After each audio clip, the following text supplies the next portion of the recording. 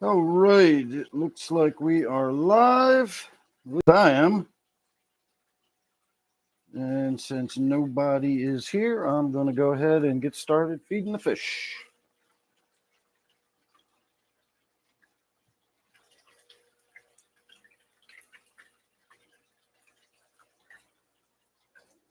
Steve, you made it.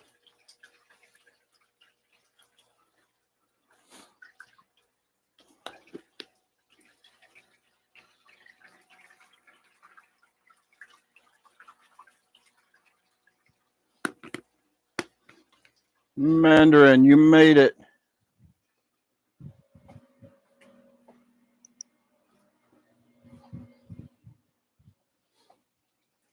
All right, Steve, that'll cheer up your evening. So whenever you're ready.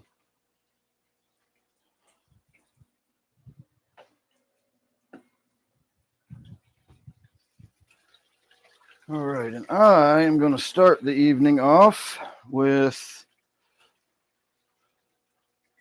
a little chunky nug of some Poochie Love.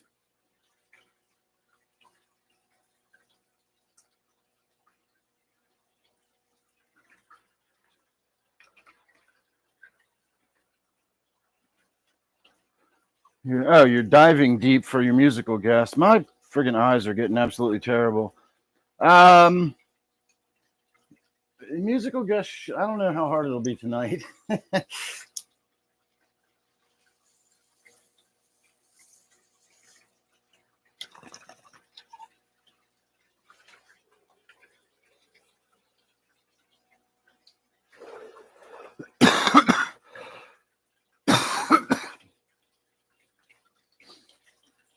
I can tell you what my musical choice was going to be for tonight, but I decided not to because I just did him last week. I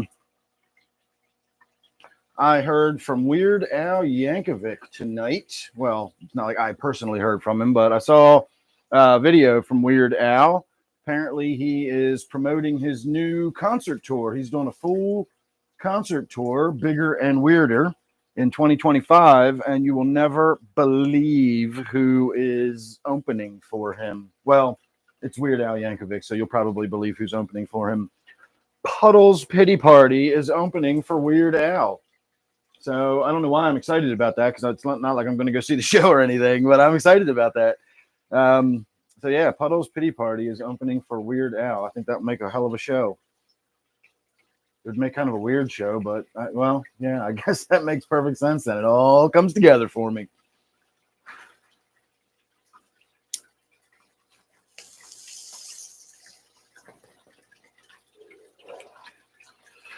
So I guess if oh,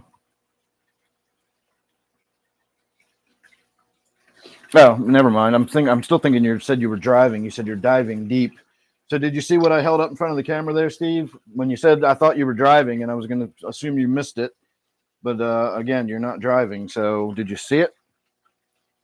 Because that's just a sitting here waiting. All right, we're going to do one more, and then we shall moveth on. I don't think it's going to be a very long show tonight. I'm still in pain. I still have not got my medication from the doctor. I ran out a couple days ago. I'm having problems with, I know this is going to fucking shock you, but I'm having problems with my insurance company getting them to okay my medication that I've been getting for the last 5 fucking years. So I don't have my medication. I'm got to wait till Monday probably now, since I didn't hear anything today. But Monday, my CBD is supposed to arrive. I'm hoping it actually shows up tomorrow, but the USPS tracking says that it's due to arrive Monday. And I really think once I get the CBD, I'll be able to lay off the muscle relaxers, because I really don't rely on them so heavily when I have my CBD. But I've been out of it for a while now, and I've been relying on my muscle relaxers, and now I'm out of them. And so, again, I don't think I'm going to be doing a long night tonight. And I don't think we're going to be doing a whole lot of work tonight either.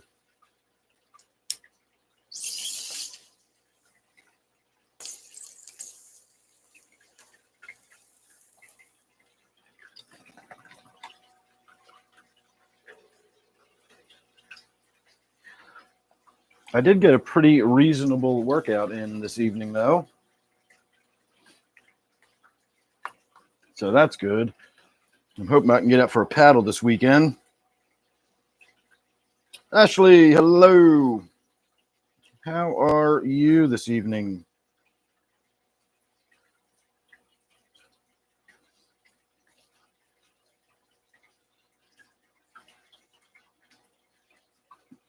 Peter, hello.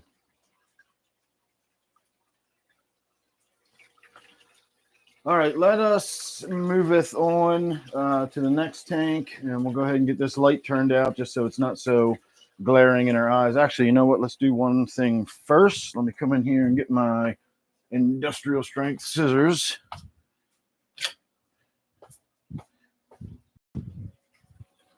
And I will say that in an odd sort of way, Puddle's Pity Party does tie into tonight's musical selection. And we're going to remove that flower, whatever you want to call that. But I did knock the last of the pollen off of it because the goldfish seem to like eating the pollen. All right, so enough of that. Let me put my industrial strength scissors back where they belong so I can find them next time I want them. I am a whirlwind of disaster when it comes to just everything piled up everywhere. I generally know where a lot of the stuff mostly is, but there are certain things that have very specific places that they live, and that pair of scissors is one of them. Whenever they get used, they always get put back where they belong. I'm not even that particular about silverware in my damn silverware drawer. Actually, I kind of am pretty particular about silverware in my silverware drawer. All right, let me throw my arm in there real quick and give that glass a wipe down and see if we can't make it look a little more appealing for you. All right, let me find something to wipe that glass down with, and then we will go ahead and commence with doing that. All right, I'm going to have to go in the other room and get something because I don't have anything in here. All right, everybody, give me half a mo here. I'll be right back. Well, I suppose I can keep chatting with you while I go because I have a microphone for that very purpose. All right, I got some filter material. We're going to cut some piece off here. We're going to cut that into some squares. And you know how I was able to do that so easily? It's because I knew exactly where my scissors were. All right, I cut those into really small squares, but that's okay. We have a lot of them.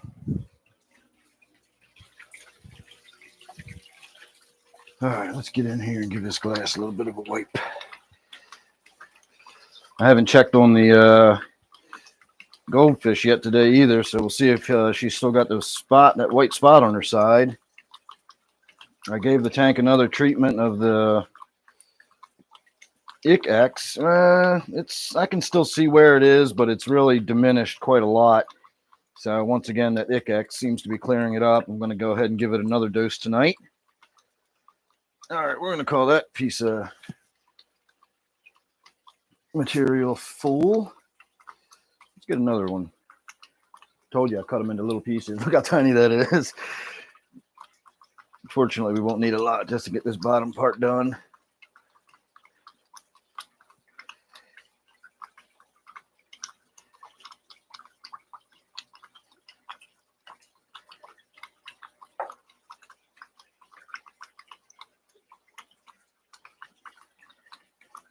What was your deep dive on the music going to be, Steve? Or did you already say and I missed it? All right, let me dry my arm off now.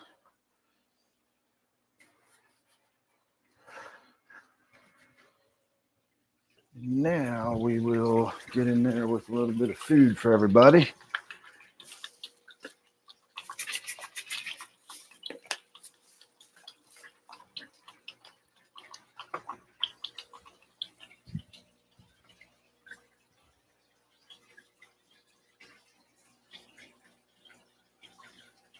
I'm doing well enough, Peter.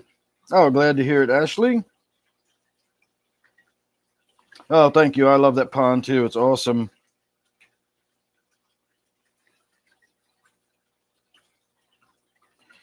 Oh, they didn't actually cancel it. It's a stupid story.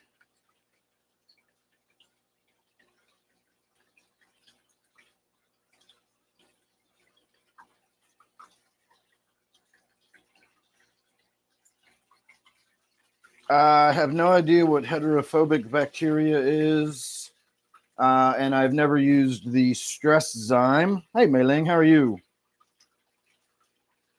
Tommy James and the Shondells. Good choice, but no, I wasn't listening to them.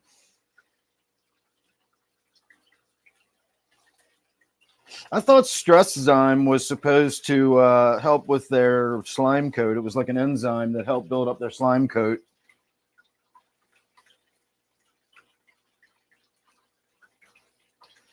Oh, I don't know either, Mei Ling. YouTube is gradually just slowly just suffocating my channel. So you probably don't get the... Oh, Scotalites is another good one, but nope. Hello, Christopher.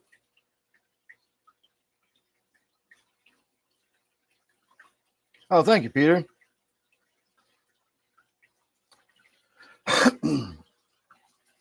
I actually sort of listened to a mishmash of music tonight. We started with, I was thinking of Puddle's Pity Party, and I was thinking of, if you've been following along, you know, I've been listening to the Postmodern Jukebox, and he did, Puddle's Pity Party did a version of the song called Mad World with them, which is just brilliant. You should see it. But I was kind of in the mood for some old school 80s new wave, and so I listened to the original version of Mad World, and therefore I was listening to the band that sang that original version of Mad World. So if you know who that is, that's who I started with. Then I went on to Relax, but I didn't do it, and I never did get to it either. And then from there I went on... I'm not sure how to what kind of clue to give for the final one. Let's see. You might find her on the roof of your house screaming if somebody is about to die. That's about the closest hint I could give you for the final band I was listening to tonight. Bloodhound Gang. Nope.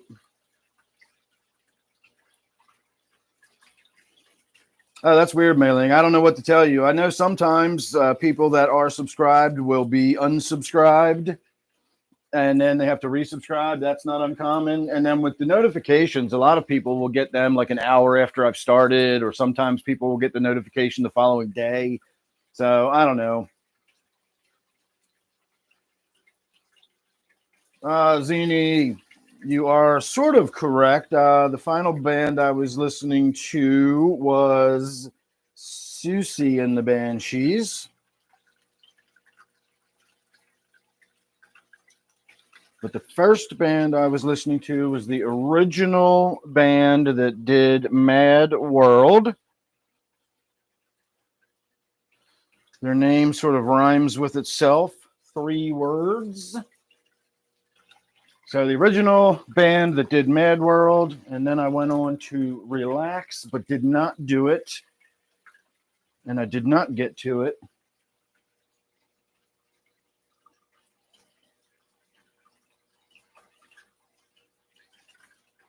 Tears for Fears is exactly who I started with.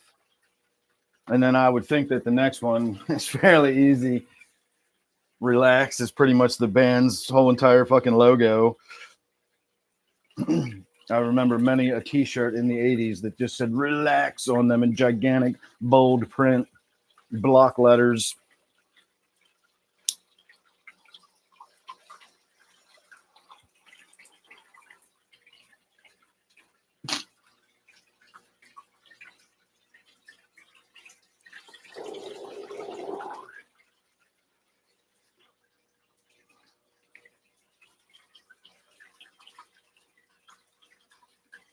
Why does it take the first letter away now? I'm not sure. Maybe you missed it.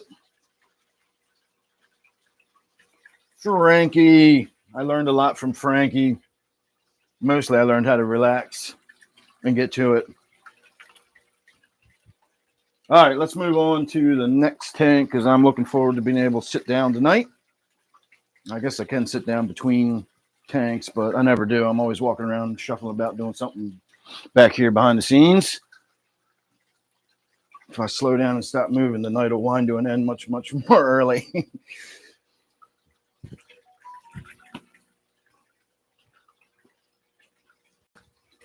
All right, let's throw some crisps in there for the few remaining minnows. It's a shame all those minnows got eaten or jumped out.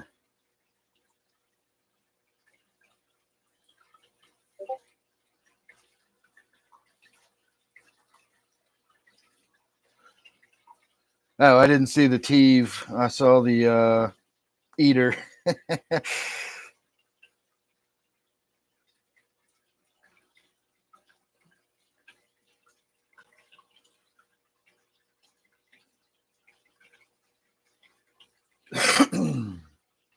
All right. Yeah, doing the lyrics to a song definitely makes it easier. I couldn't think of the damn lyrics to the Susie and the Banshee song, and I honestly don't know enough about that band to really be able to give any kind of clues other than to say that the lead singer's name is Susie Sue. And if I say the name is Susie Sue, I may as well just tell you the name of the band at that point. But the Banshee reference is always a good one. Everybody loves a screaming Banshee. There's even a car named the Banshee. It didn't last very long. It was a very unpopular car name because traditionally a Banshee screams that the foretelling of someone's death. And naming your car the foreteller of someone's death is probably not the best marketing ideas, if I had to guess.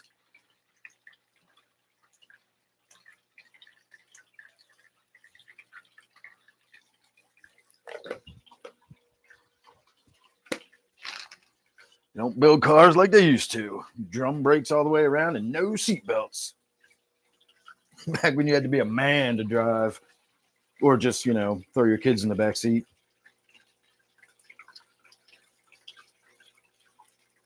Yeah, you definitely have an advantage on the younger viewers there, Christopher. They've never heard of such bands as Frankie Goes to Hollywood's.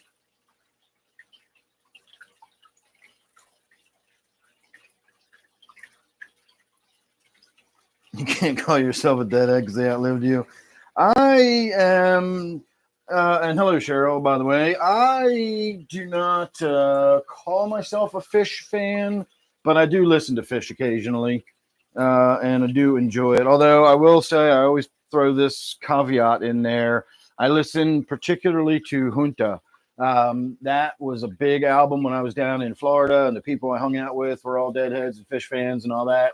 And so I listened to that a lot when I lived in Florida. So for me, it's just that album. It's not the band Fish necessarily, but that album is just like mad nostalgia for me. So I do listen to that pretty frequently.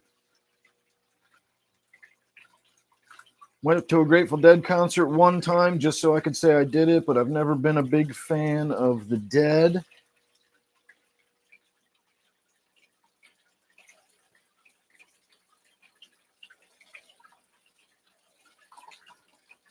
Prodigy. I thought it was The Prodigy.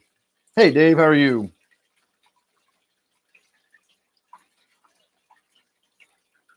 That's right. I forgot they did. They made a four-wheeler that was called the Banshee, too. Mike.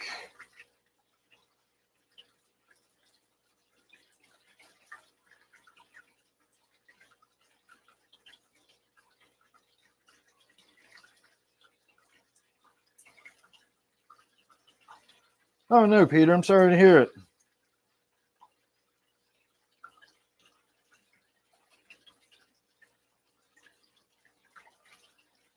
Cassie, hello.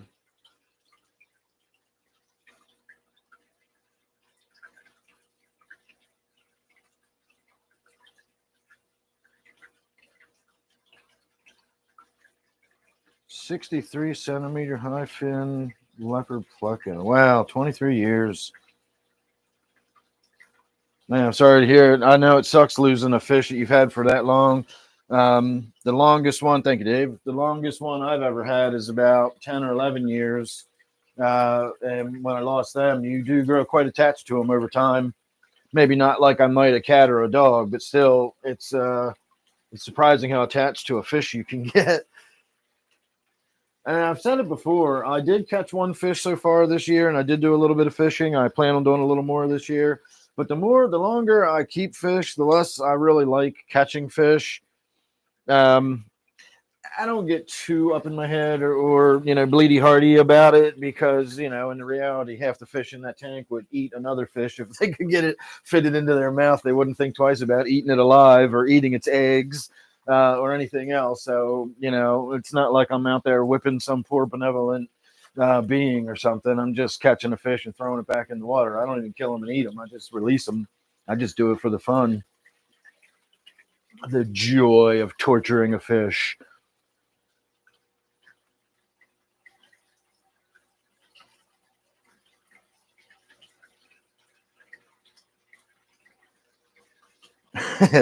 Well, Cassie, I would say that snails are probably a lot like roaches. If you see one, you have a lot of them. You don't ever just have one. That would be my guess anyway. All right, hang on. I can't hit through my bone because it's clogged up on me. Oh, that's way clogged up on me. Hang on.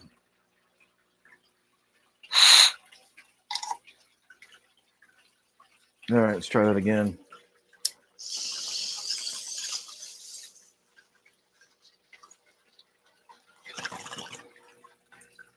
I'm running really low on hash oil. I made a batch the other day that was delicious looking. It was amazing.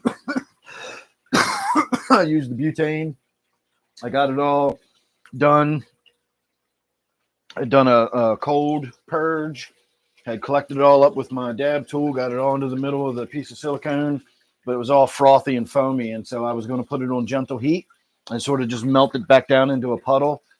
So that I could then cool it down and then collect it up as a more solid piece rather than this big frothy foamy looking piece.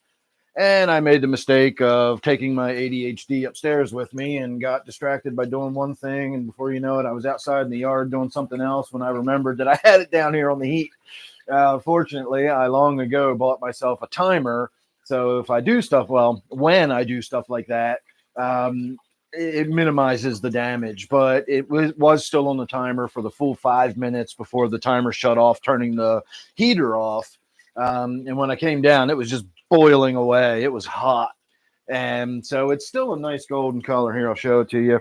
It's more of like an amber, a dark amber color, and it's got kind of an off taste to it. I can tell that it's been overheated, but if you smoked it, you probably think it was delicious or whatever. You wouldn't know the difference.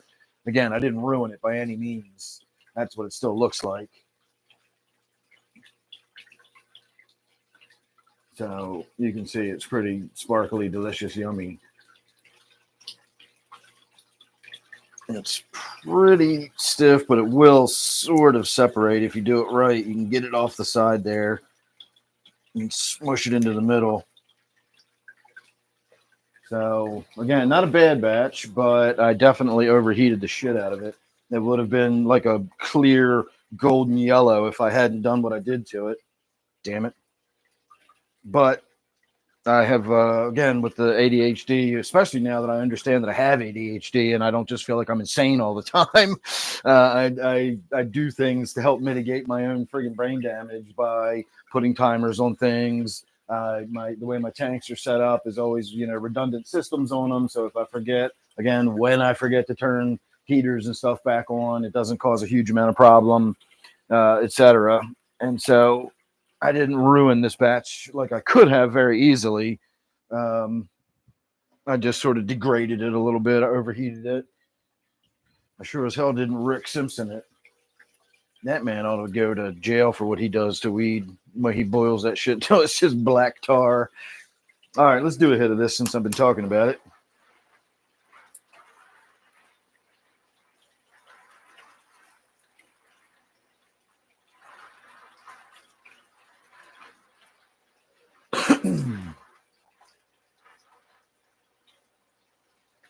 Although Steve and I were having a conversation about decarboxylating the wax or the oil, goo, whatever you want to call it, once you get it. And I wonder how hot I got mine today. I wonder if I decarboxylated it in the process.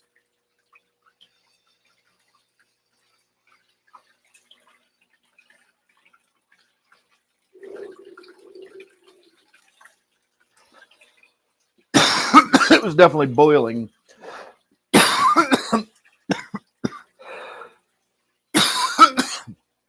It was boiling vigorously when I came back in.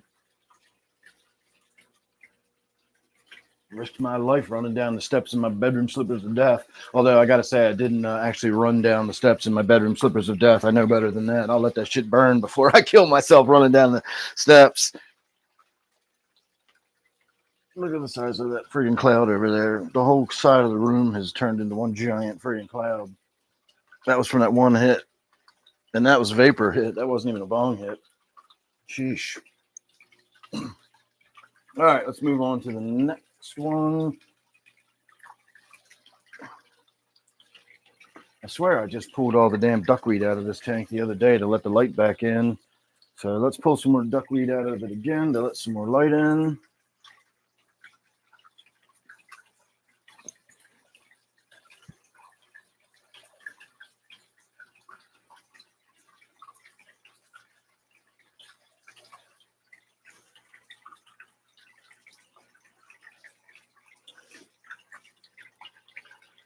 And that's a bunch of other stuff along with the duckweed. We'll get that too. A bunch of water sprite. And of course, we're going to throw it in the pond for all of the goldfishies because they love them some duckweed and water sprite and pothos and anything else they can get. You'd think goldfish had giant tetra, like piranha-shaped teeth, like the way the tetras do, the way the goldfish munch on plants. I mean, they eat Java fern, they eat Java Windelov, they'll eat Anubias, they'll eat pothos. It's amazing what those stupid little goldfish will eat. Shirley McGurley. All right, where was I? Somewhere back here. Oh, wow, I was way back here. All right, let's see. CR 500. I bet you did almost kill yourself.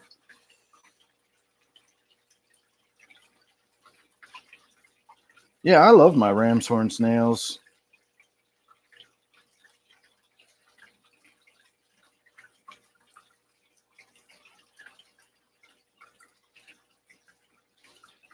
That's a bummer, Peter. I'm sorry for your loss.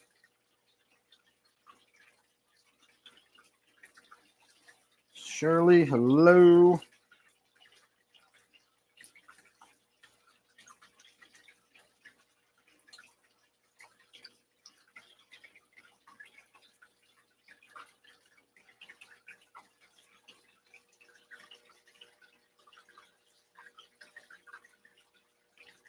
Eat it and find out. What are we talking about? Eat what now?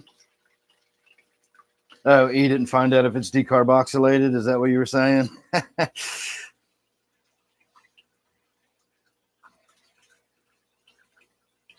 All right, I'm just trying to get caught up here. Don't necessarily need to respond to everything. Flow is looking good.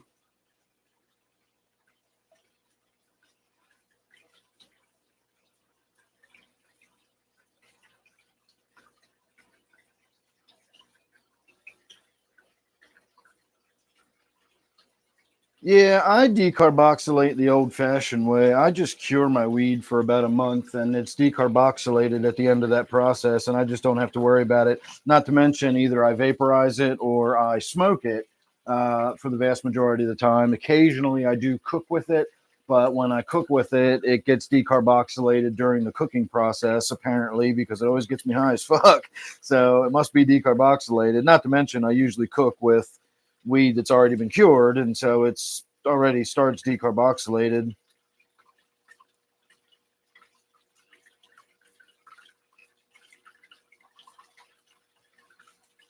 All right, let me see where I am. Art Knight, there you are. All right, somebody can stop sign me. I'm all caught up.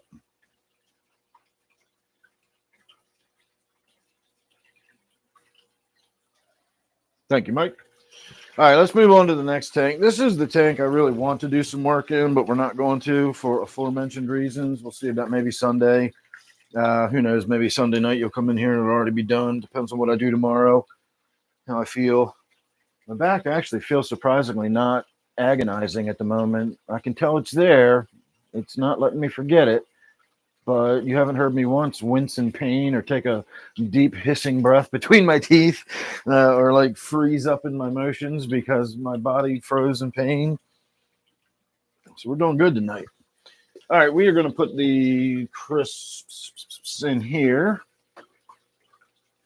just because that was what I picked up when I walked past. No particular reason.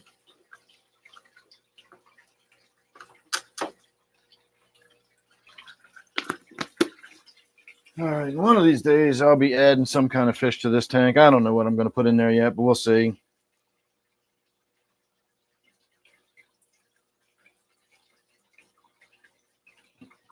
Oh, I definitely discombobulate my weed all the time.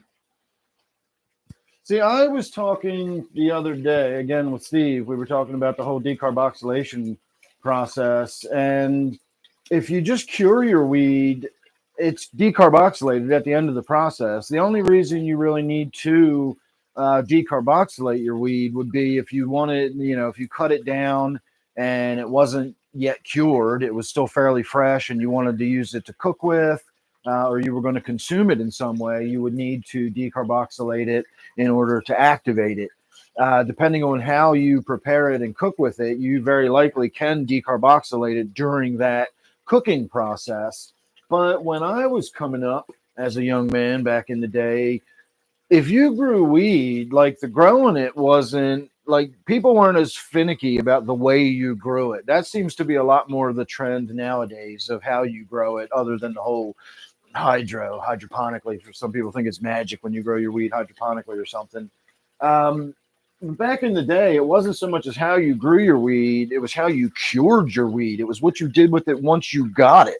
And, it was a mug's game to not cure your weed, to just dry it and smoke it or dry it and then use it in food or whatever. That was fine.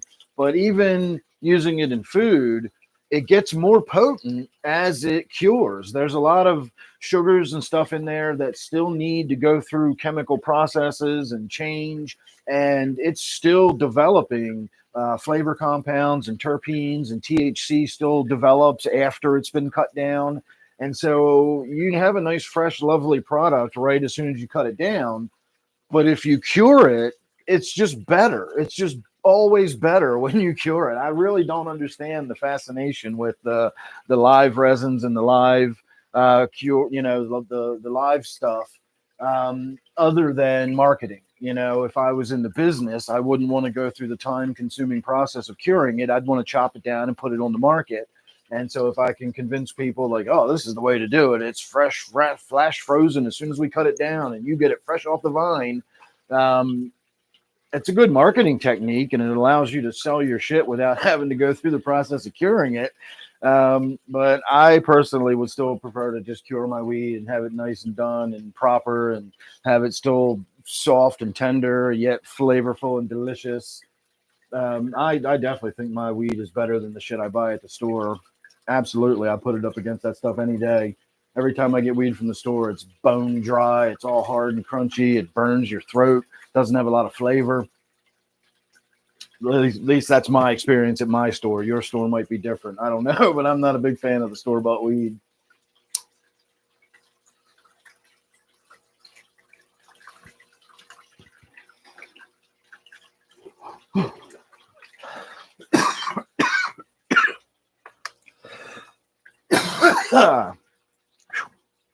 Working off my bowl now. Packed that up earlier and never finished it. Started raining on me today, but I did get my lawn cut. First lawn cutting of the season today, officially.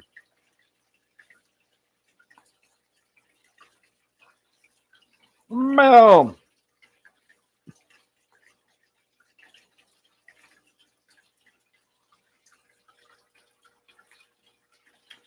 An ornate Tenopoma would be pretty damn awesome. I've never seen one, but just the name of it sounds cool. If it's anything like the Cutarostra, I could not keep it in the 55 though, because I definitely think that would not be big enough to house a fish the size of my no longer with us, a Cuterostro, because that was a big boy. He was thick as a brick when he finally died. He really lived way past his expiration date, though. It says on the box 5 to 7 years, and he lived about 10, give or take.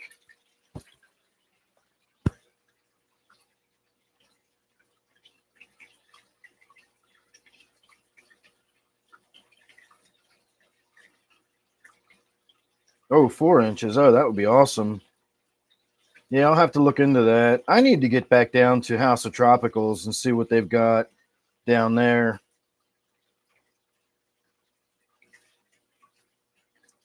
I got your wrongness, Mel.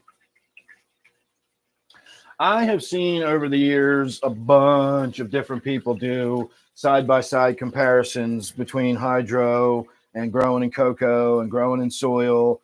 And the conclusions almost always come out the same. The hydro tends to give you a little bit bigger buds. It may even give you a slightly bigger yield, but usually it turns out that the buds are just bigger and fluffier. But volume or weight wise, how much mass is there, it comes out basically the same as the soil. The cocoa always comes out somewhere in the middle. And then when it comes to testing it, it's 6 of one, half dozen of the other as far as the potency and the terpene count and all that kind of stuff. But from a subjective point of view, when the people do the taste test, they almost always agree that the stuff grown in soil tastes better and just has a smoother smoke, and it's just a more enjoyable smoke than the stuff grown with the hydro. And this is what fucking makes me want to bang my head against the wall. Every one of the videos you watch, they'll do all that. They'll explain all that. They'll basically explain how there's no real benefit to doing it hydro, etc. And then in the end, the product you get from growing it in soil is better. And so our conclusion is, yeah, you should probably grow with hydro. Hydro's fucking awesome. Like, what the fuck? I hate you people. You cannot just sit there and say what you just said and then suggest I grow with hydro. It's just so dumb. Now, there are reasons to grow, with hydro. If I lived in an apartment building on the 4th floor and I couldn't carry bags of soil up and down without being obvious, if I was really limited on space or something, there are reasons that you can grow hydroponically. It's a good way of doing it. Growing it aeroponically, where you've just got the roots exposed and they're just being sprayed with a mist every so often. That's a interesting way of doing it. I don't have a problem with any of these ways of doing it, but they're just simply alternative ways of growing it. They don't make the weed magically more potent or stronger or anything else. The hydro probably grows it bigger and faster, but again, the overall end product really isn't that much more impressive in my opinion. I just think it's one of those sort of, it's just a term that's been around forever. Back in the day, the growing it hydroponically was sort of like a mystical, nobody really knew how to do it. They just talked about it. And if you had hydro weed, it just made it sound cooler. Did I already throw food in here or not? I don't think I did. Let me throw some food in for these guys. That might help. Nope, that's the wrong food. That's cold fish food. Let's not do that food. See, that's what happens when you just grab the first food that's in front of your hand. Might not be the right food. This is the food I wanted. My crisps again.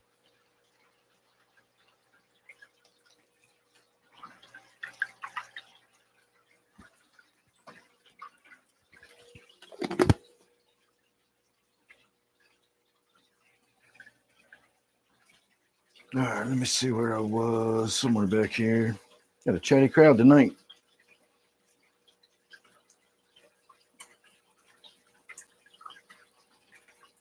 Billy Lee, how are you this evening?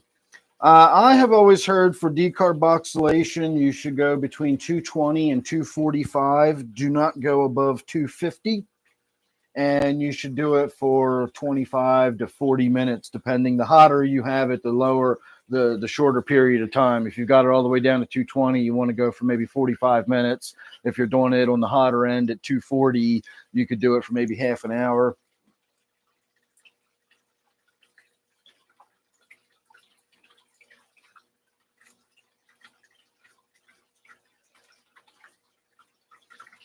Well, Steve, you live in the southern lands, so your grass is already growing weeks before mine, and you probably get sun, and I don't.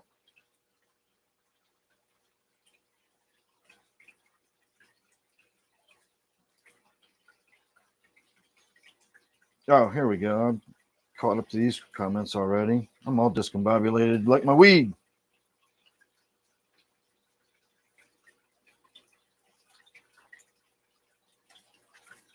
Hey, Mr. Scrappity, how are you? Oh, I definitely get high. I grow some dank bud.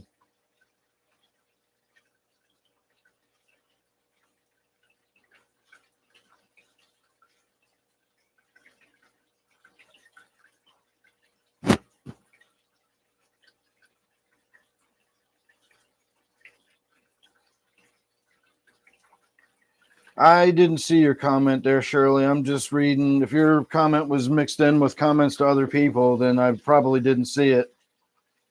I just start reading, and if it's to somebody else or about something else, I just move on to the next comment. I don't have time to read everything everybody says to each other.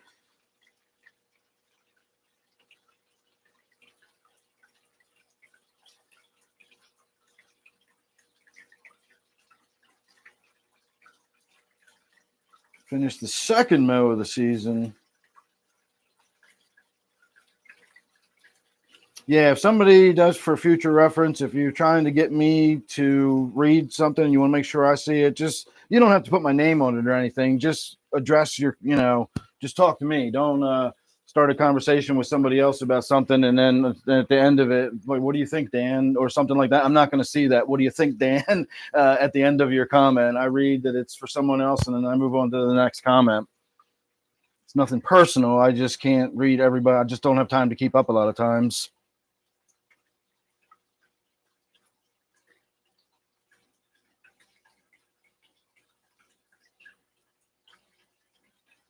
My PetSmart years ago, and then I don't know why they stopped. Well, they probably got a new manager and they said, stop doing that. You're wasting money. But they would, every time you bought fish, they would put the fish in the bag and then they'd put a cap full of stress zyme in the bag with the fish and send it home with you. And then again, I guess maybe they got a new manager or something and they stopped doing that. But they used to do that. That's why I always thought it was for the fish and its slime coat rather than being for the tank itself and the nitrogen cycle.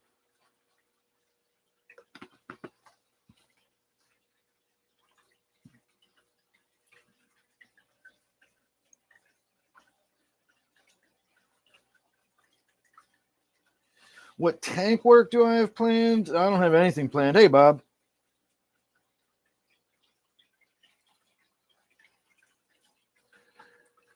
I still need to get a bigger tank for my fancy goldfish. I don't think they're like cramped or cooped up or anything, but I just feel like they should be in a bigger tank. And they're so damn magnificent. I feel like they just deserve a bigger tank. Unfortunately, I don't have one. Looks like Flo's getting ready to spawn. She's all looking at them rocks with a dreamy look in her eye, and she's in a funny position. I don't know, maybe not. God, that tank is filthy.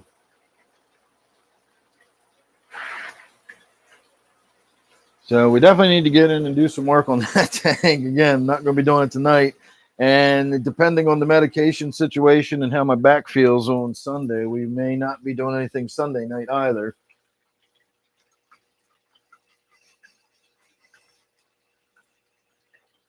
I didn't even post today's link till late. I wanted to make sure I felt up for it before I, posted the link this morning and then was down here lying on the floor crying with my back, all bunched up in a giant knot.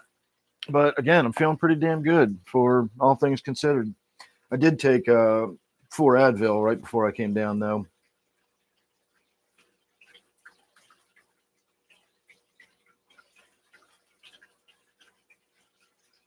Oh, shit, Shirley. Now I got to go back and find your comment.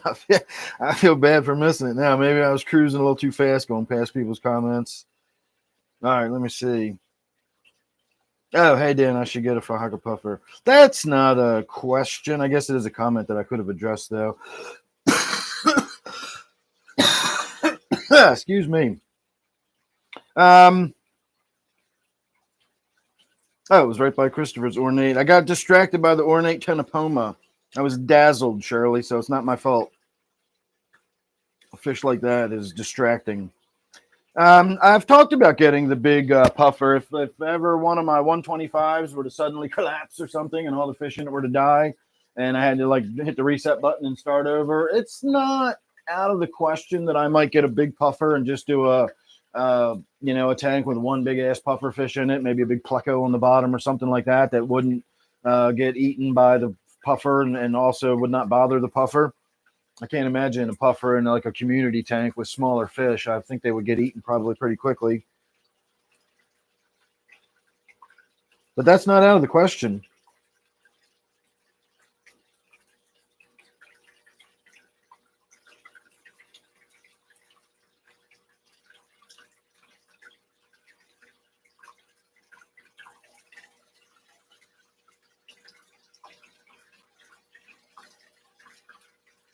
Wax all the discus. I might rotate the tanks. They are getting pretty worn on this side. We've been looking through the same pane of glass for years now. Our I-beams must be wearing fucking grooves in it. So rotating the tanks isn't a bad idea, but I am not polishing all those damn discus.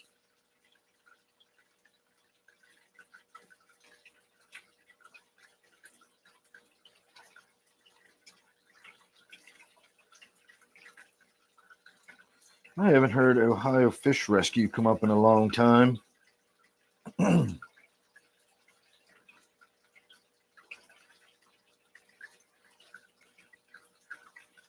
Yeah, I would think puffers would be brutal on other little fish. Hey, Quaz, how are you this evening?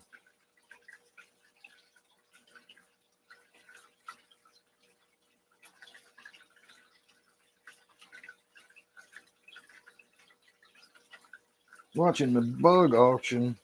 $46 a piece for isopods. Jeez Louise.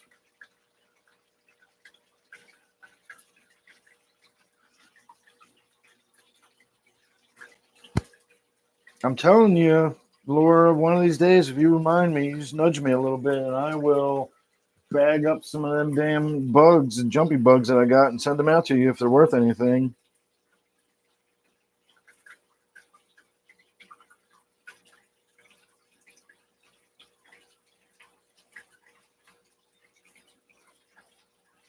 What do we think about catch 'em all fishing? He would kill his pet fish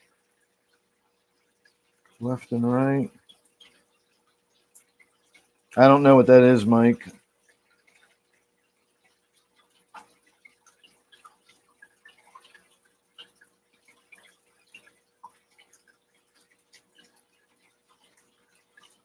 Green spots for $6 a piece. You bug people are crazy. Hey, heavyweight. I know people out there that won't spend $6 a piece on fish. They think that's expensive.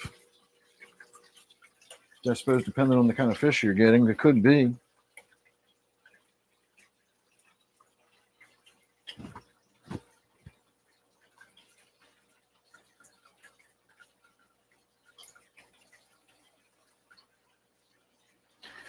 I stopped keeping crabs because I got tired of crabs crawling out of the tanks and me finding them by surprise in a corner somewhere, dried up, all desiccated. I move a box and blah, there's a fucking tarantula in the corner until I realized it's just a dried up old dead crab.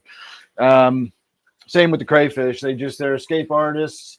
And the crabs in particular need more specific sort of housing. They need to have land access, and they need to have mud or sand or something to dig and forage in. Crayfish, you can just keep them in a submerged environment and keep them in the water, and they're fine. They in the wild, crayfish will get out. That's why they try to climb out of the tanks at night, but they don't have to. The crabs, in a lot of cases, do have to. And it's just kind of a pain in the butt. And I like open top tanks, and any kind of tank that I ever had the crabs and the crayfish in was usually an open top tank. And that's just a recipe for not having crabs anymore. And so it's just one of the things I sort of gave up on over time.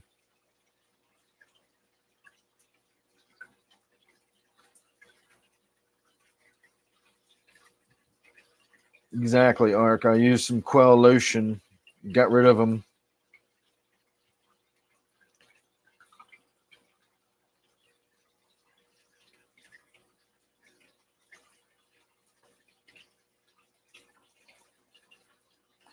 Well, heavyweight, I do not like sand personally, but if your tank is going to sort of revolve around a school of quarries, then maybe you might want the sand. And the sand would be better, especially if you've got like the Eco Complete or fluorite or something like that, a sand that's meant for a planted tank and is going to provide your plants with some minerals and whatnot. I don't like the sand just because it compacts so tightly that nothing gets down into it. So anything like when we look at my gourami tank, everything that lays on the bottom, you see every time a fish swims by, everything just gets kicked up and swirled up and dust gets swirled around. And I have to get in here every couple of days and vacuum that stuff out of there because of the sand. I don't remember the last time I did a water change on this tank, and look how clear the water is. It's because it's got big, loose, open gaps in all of the gravel down there. And as the material decomposes and breaks down into loam, it goes down into the gravel and you just don't see it. It's gone. Sand will always leave it on the surface and it's always going to be swirling around the tank and it just gets on my nerves. Look how fast this shit's growing back in this tank. I just cleaned this one the other day too. It's what you get when you put so damn much light on your tanks. But if you are going to have a heavily planted tank, I definitely recommend going with a planted type substrate. You don't have to do the really complicated, multiple layers, or you don't have to do a dirted tank with a sand cap or anything. You could just buy one of the brands of planted substrate, like a sandy substrate. Again, I like the Eco Complete. I know there's other brands out there, but you can buy just a straight up sand, and I'm sure the Corys would love it and the plants would do well in it. But just remember what I said about stuff breaking down and not having any place to break down into.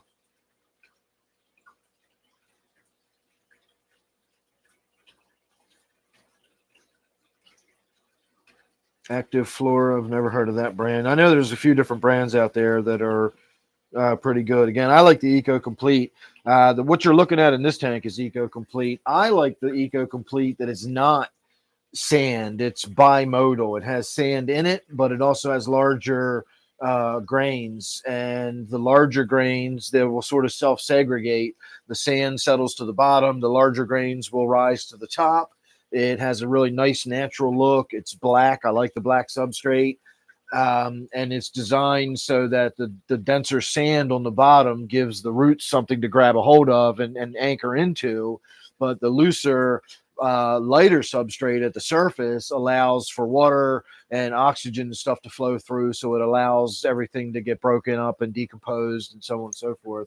I really, really like it. I've recommended the Eco Complete for years. I know there's other products out there that do similar stuff. But I've never used them. I've used Eco Complete for years, and that's why I recommend that one. But remember, just because I recommend one brand doesn't mean I have any beef with any other brand. You pick what you like. But I do recommend a planted type substrate if you're going to do that.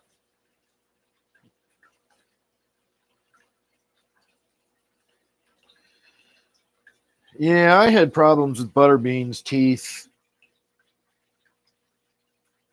And I put off doing a tooth trim on him until he died. I don't think he died because of his teeth. I'm not sure what killed him. I think he had swallowed something or something. I came in one day and he was swimming all weird. His belly was all swollen and lumpy and strange looking. And half an hour later, he was dead. So it definitely wasn't like him slowly starving because his teeth were too long and he couldn't eat. Hey, Phil's fan.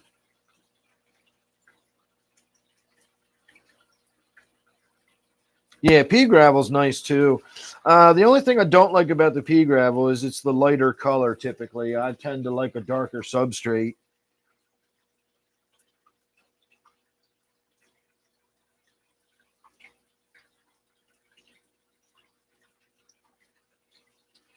All right, let's move on to my Betta tank. It's about 9 o'clock already, so we are coming around the bend, halfway there.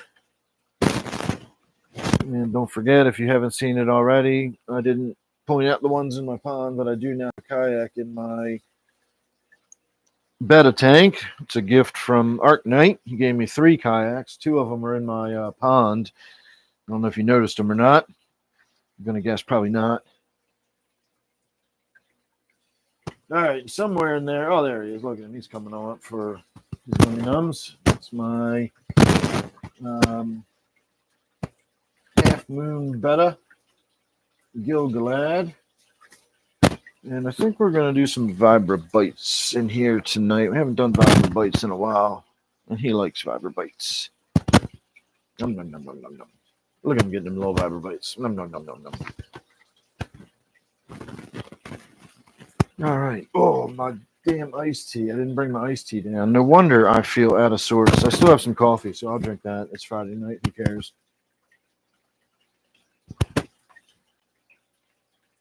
I will have to run upstairs at some point and get my iced tea, though. In the meantime, let's do another hit, shall we? I guess I'll do another long hit, but that means I got to go in the other room and get some more weed. All right, you sit still. I'll be back.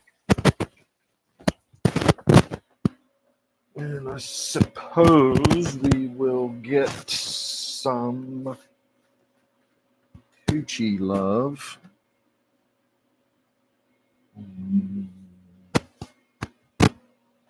This isn't cured yet, but this also isn't my top shelf stuff. This is what I'm going to have to deal with until it's cured. I don't know what you're looking at. Let me get around on this side. Turn the light on. So that's a pretzel container.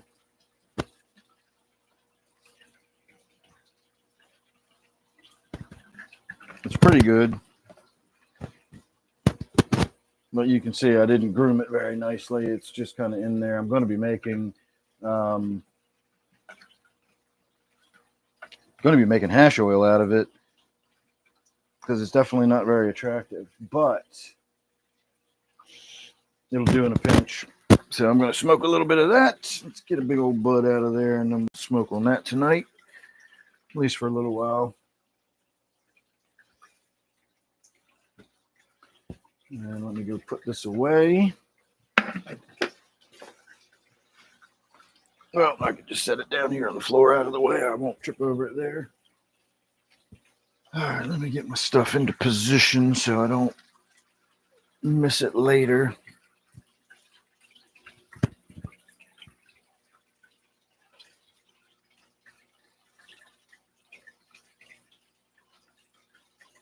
Oh, thank you, Laura.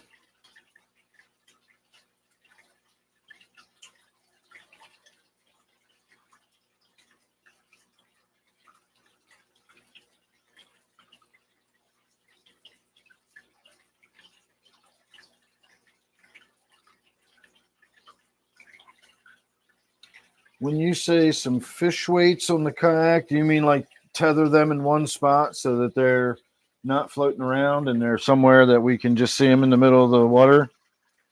I wouldn't want to do that. I wouldn't want to tether them because I wouldn't want the fish swimming into the damn line that I got them tethered with. Where are they? Oh, here's the good one. This is the one I like. It got way back here in the corner.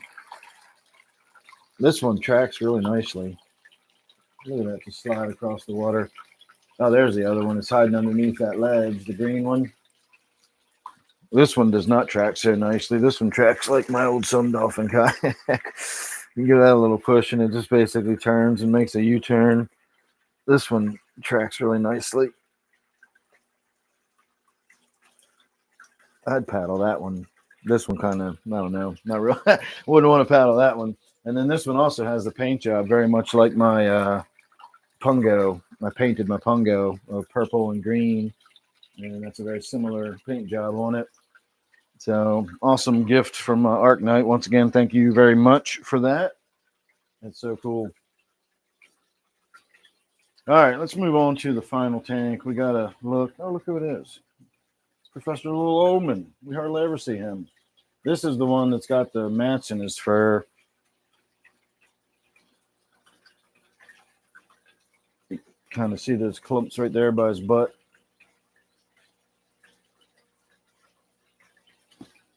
What are you doing, little man?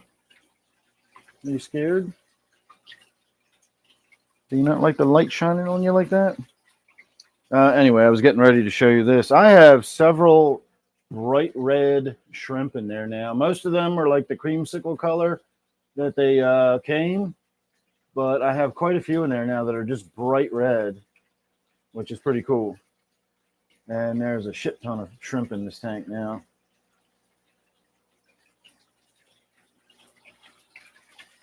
All right, let's get my discus tank fed, and then I can sit my arse down.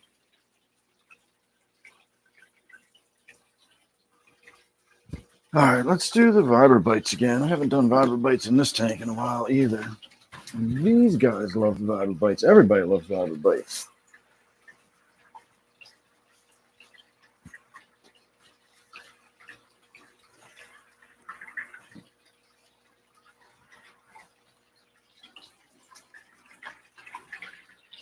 Vibrobites for everybody.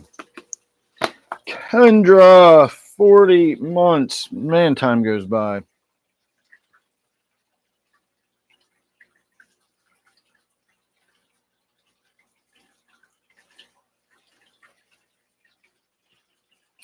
I saw a video on YouTube today. It was a Bootsy Collins video, and I looked at it, and it was posted like, I don't know, 19 years ago or 17 years ago or something like that. And I was just like, what?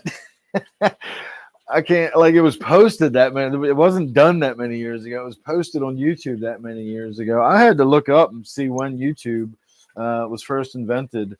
And YouTube came online on Valentine's Day in 2005. So it has basically been a little over 20 years that YouTube has been a thing now. That blows my mind. I cannot believe YouTube has been a part of our lives that long.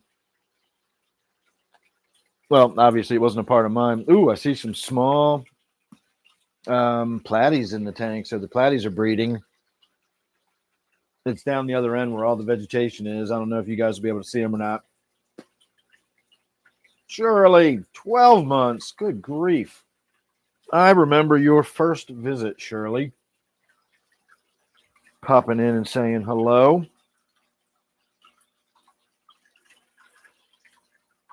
And look at you now, a world famous YouTuber. You get more views than I do.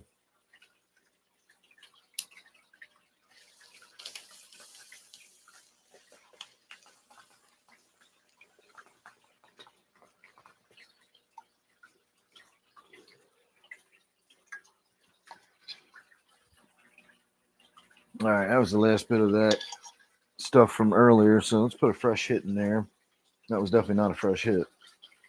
Wasn't a bad one, but it definitely wasn't a fresh one. Laura, 27 months.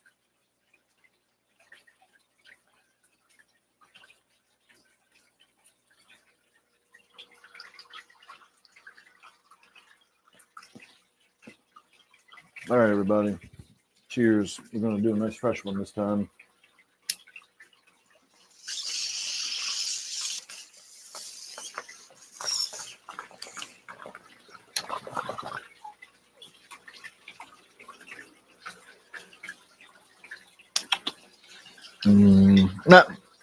Not terrible. Not great. As I said, it wasn't the best stuff. It was stuff that was destined for hash oil. And it is also stuff that is not yet cured. I just cut it down. Well, I just put it in that jar a few days ago. I cut it down about a week and a half ago, but it just went in the jar maybe 2 days ago. So it's barely begun the curing process. And I can tell. But definitely sends the old elevator up. It's just not the most flavorful or smoothest of smokes, but it is an effective one. I'll give it that. All right, everybody, here I come.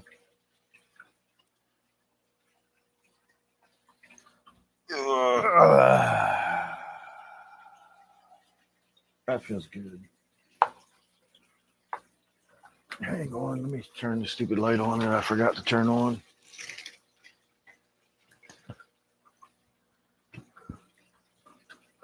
Man, I started yawning until I could see myself yawning in the monitor. I threw myself off my yawn.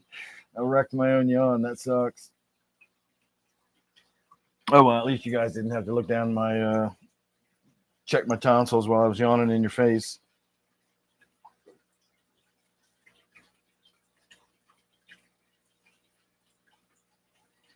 All right, where was I?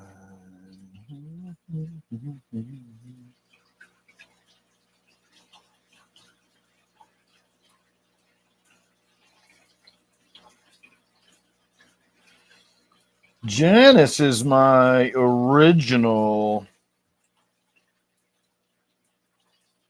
Yeah, Janice is my original, very first member ever. But Janice has not been around much lately. I don't know what's going on with her.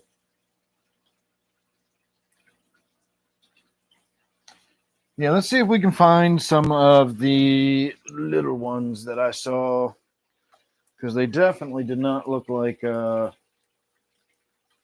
ones I had received. They definitely looked much, much smaller. There, look, there's one of my plecos. Don't see them out and about very often. That's the second one. So I've got two of those chocolate zebra plecos. That's the other one. You know, the one lives in that cave down there. We always see it down in that cave. So this apparently is where that other one lives. Chunky little thing. Really hard to see on the bottom. Oh, look, there's one right there. You see that little tiny?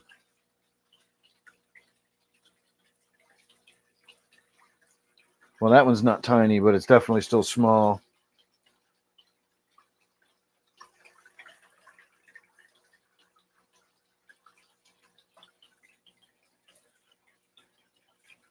See, I can't even see what you're seeing from the angle I'm standing here. I'm trying to look at the monitor to see if you can see any fish swimming around in there. And I don't at the moment, except for the poor discus I freaked out a moment ago.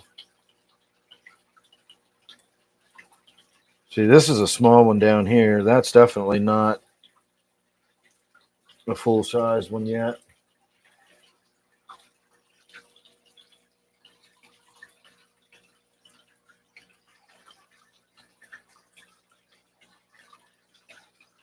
And I think that's the catfish in the tank rummaging around down there. Yeah, that's the catfish that's in here. Some kind of Synodontis. I don't know what it is. I bought it as a Synodontis eupteris, but it's not a Synodontis eupteris. I don't know what it is. So we got a lot of activity going on in this dense crypt down here in the front. A lot of them little platies are in there.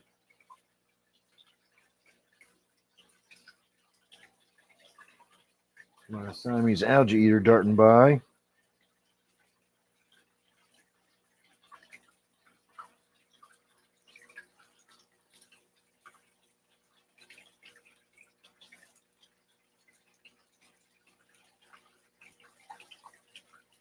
All right, I'm going to stop freaking the poor fish out. See, this is what the adult size platies look like.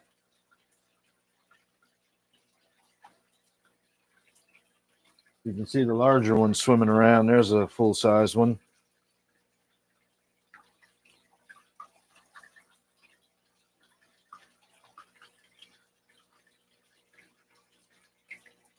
So those ones we saw were definitely smaller than those by a considerable amount. So I'm going to stick with my original idea that we're definitely seeing some breeding going on there, because I mean they're platies after all. How unlikely is it that they're breeding?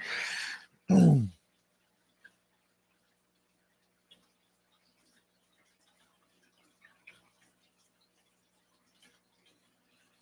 right, I'm caught up.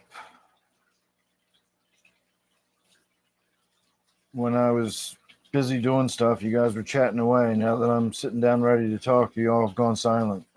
Hey, Wild.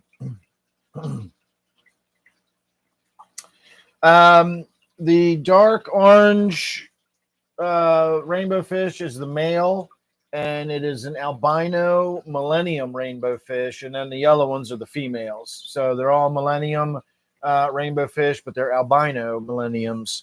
Remember, albino doesn't mean white necessarily. Albino just means there's no additional pigment. So if the natural color of that fish is just has orange skin, it's going to just be orange. There's not going to be any markings or stripes or anything like that. So these are actually albino fish, believe it or not, even though they're really vibrant colors like that. I'm going to need to run upstairs and get my damn iced tea. I completely forgot about it tonight. I really need to stop drinking my coffee. So you guys look at the tank for a minute. I'm going to run upstairs, put my coffee down, and get my iced tea. And then I'll be back in like 2 minutes, if it even takes that long. And my mic should stay live the whole time. It has pretty good range. All right, we got no iced tea in here. There's my iced tea. Let's see if it's got any iced tea in it at least. Oh, yeah, we're good to go.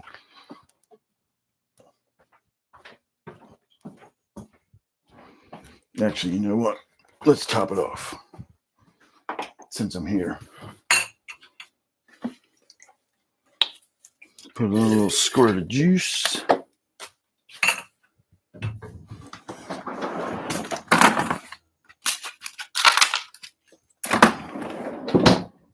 Couple of pieces of ice.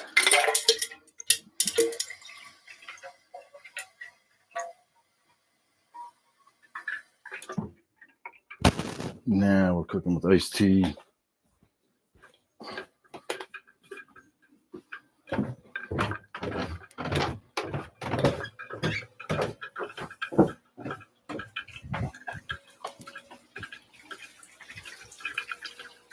That's what I'm talking about.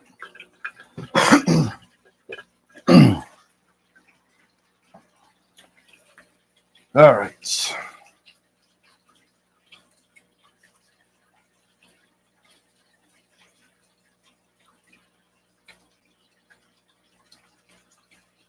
No, I do not use any CO2. I don't use any food, ferts, none of that kind of stuff.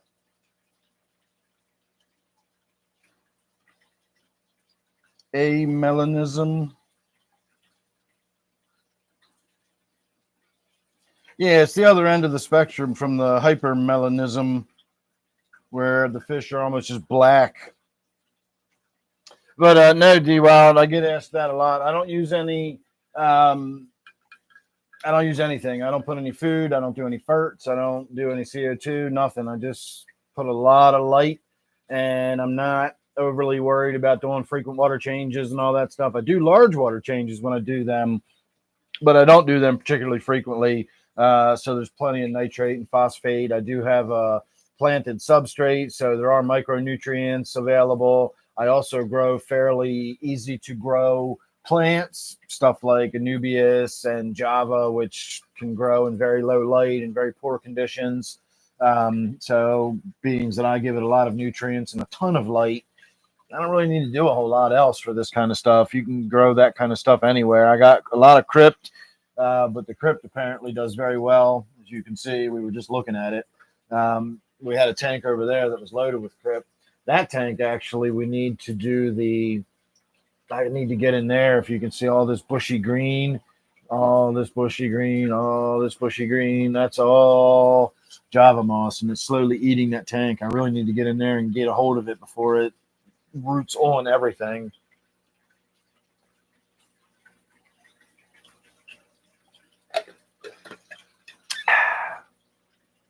It's just growing out into the open water for the most part. It obviously is attached to some stuff, but it hasn't gotten a hold of the glass everywhere. It hasn't gotten a hold of the entire log. It's not growing all over the crypt. Because again, once it's on everything in there, it's just on everything in there, and it'll just keep growing back really fast.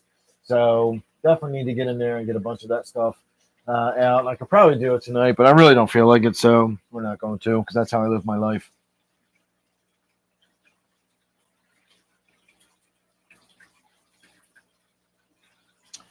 I do use the H2O2. That's a chemistry joke. The guy went into a bar and said, "Bartender, I'll have an H2O." And the second guy went into a bar and said, "Bartender, I'll have an H2O2." And the second guy died. I didn't say it was a funny joke or a good one, but that's a chemistry joke. All right, while you guys are thinking of something else to ask me, I'm going to pack myself up another bong hit. And that's what we're working on. I don't know if you can see that or not. It looks all weird and fluffy like that because I have not trimmed off any of the sugar leaves. They're still on it because it was just going to get thrown into a wash of either stuffed in a glass tube and then the butane was going to go through it, or it was going to get thrown in a jar and then soaked in hexane for a while. It was not intended to be smoking it, and I won't be smoking much of it, believe me. But for tonight, that's what we got. Well, I do have other stuff too, but that's what we're going to be working on for now. So cheers.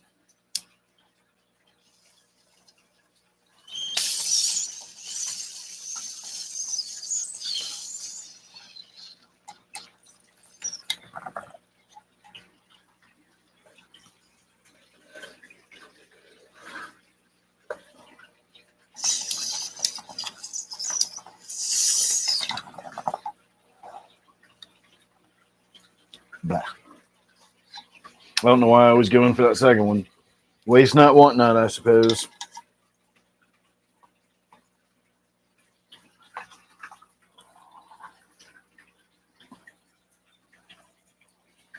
Dehydrated water. It's like a solar-powered flashlight.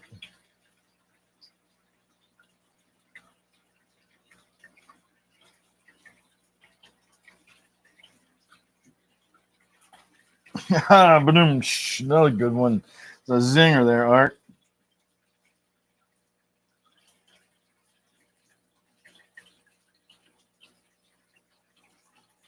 All right.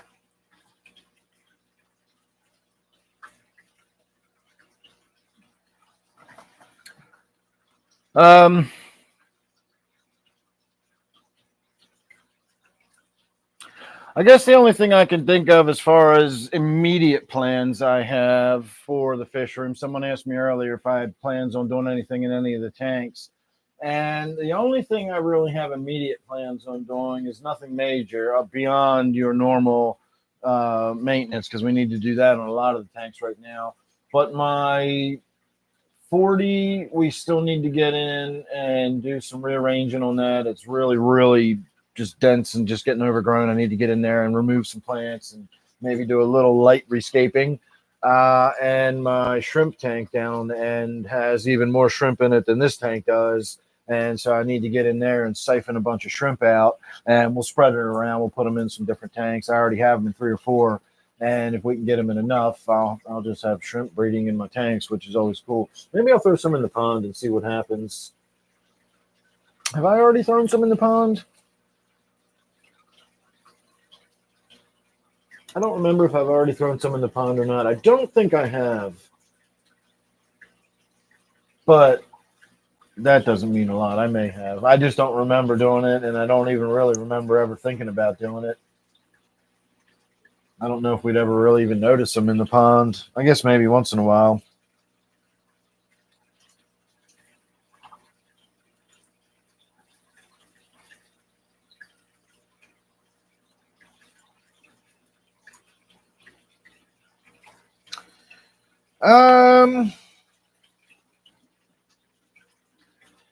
I don't really have a preference, honestly, on a rimmed or a rimless.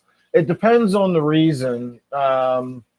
If you notice my 40 down here, it's pseudo rimless. It's not fully rimless, but I do have the front edge of it removed for the most part. I left, it's a 40. I guess we can throw some medicine in here for her while we're down here too.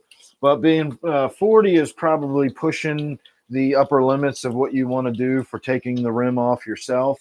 And so I didn't feel comfortable taking it all the way back to here. I still wanted I wanted that edge being held together by the piece of plastic, but I did remove it from here to here.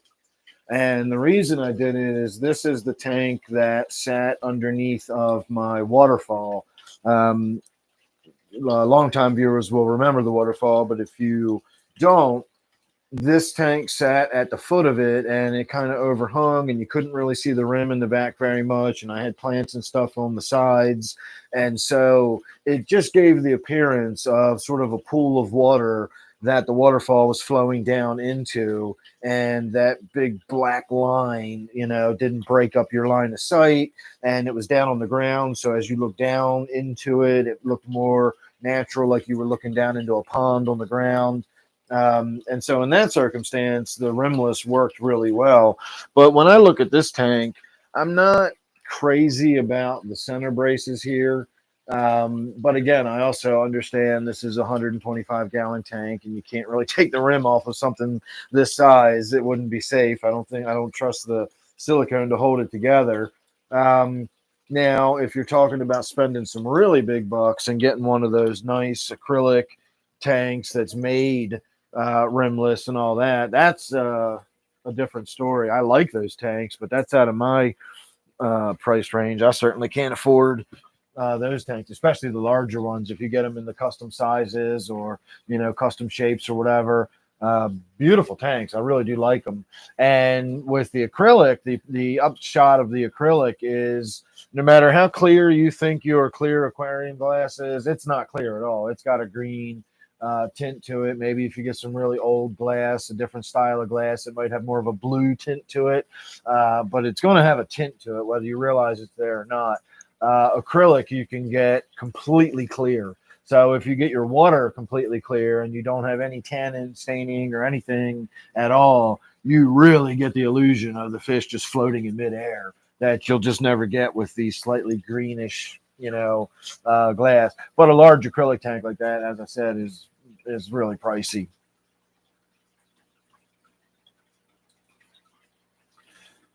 Hey, Blaine, how are you? Hello from Japan.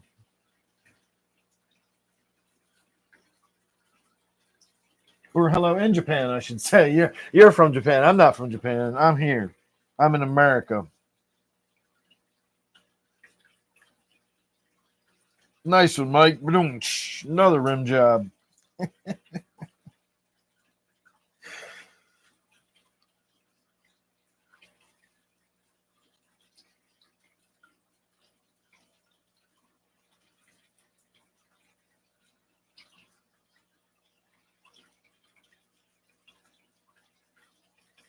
Oh, you can get white glass? I've never even heard of that.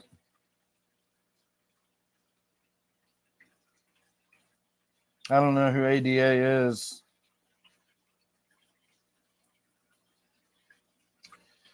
I don't know what to tell you about the algae there, D Wild. For me, I don't mind algae. I've got algae growing pretty much in a lot of my tanks.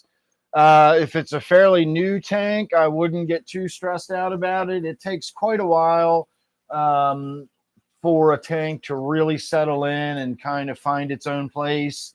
And part of that process is you letting that process happen.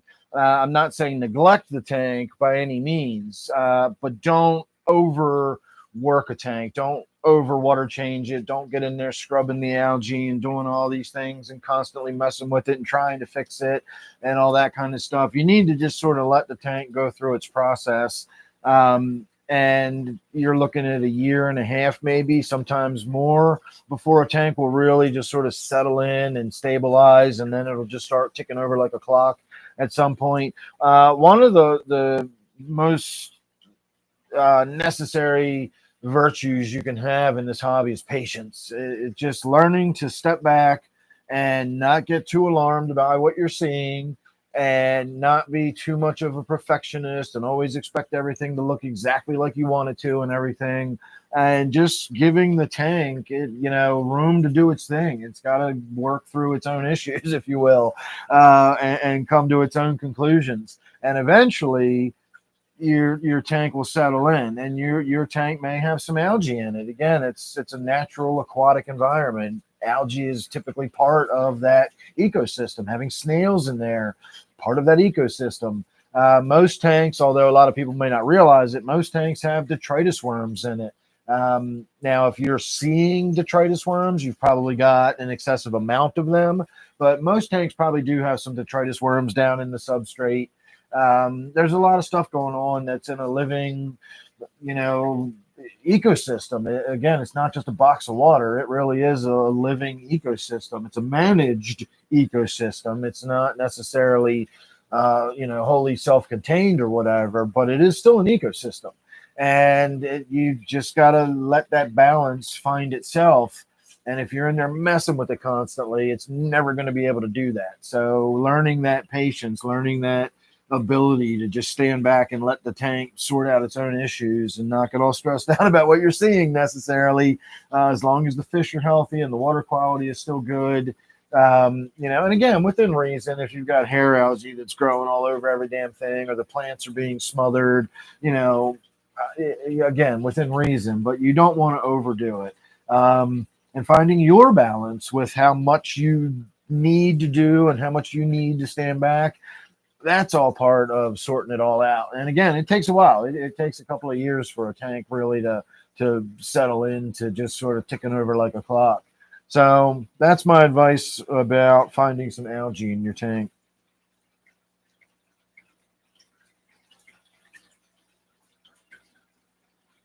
$150 for a 5-gallon. Good God.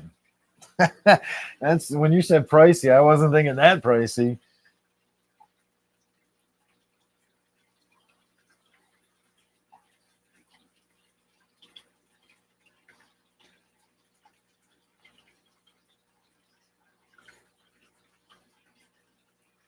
Yeah, definitely not wearing it on my shirt.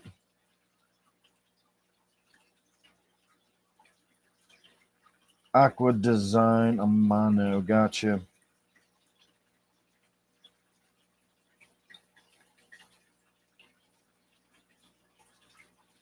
I don't know anything about aquascaping in the same way I don't know anything about art. I may not know anything about art, but I do know what I like. And I'm the same way with my aquascaping. I may not know anything about aquascaping, but I know how to set a tank up the way I like it.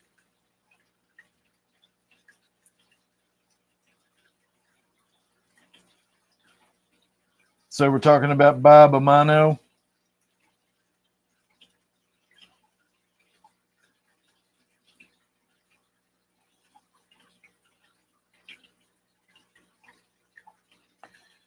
High nitrate and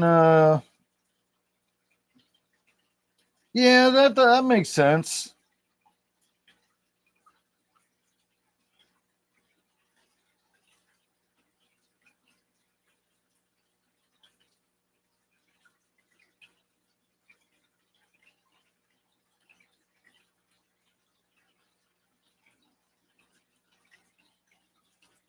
I don't know if I'm a Luddite.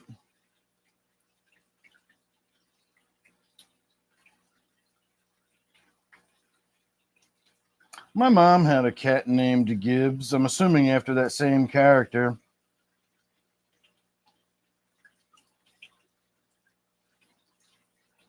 Seems like a pretty good deal to me, Art. Hey, Ish.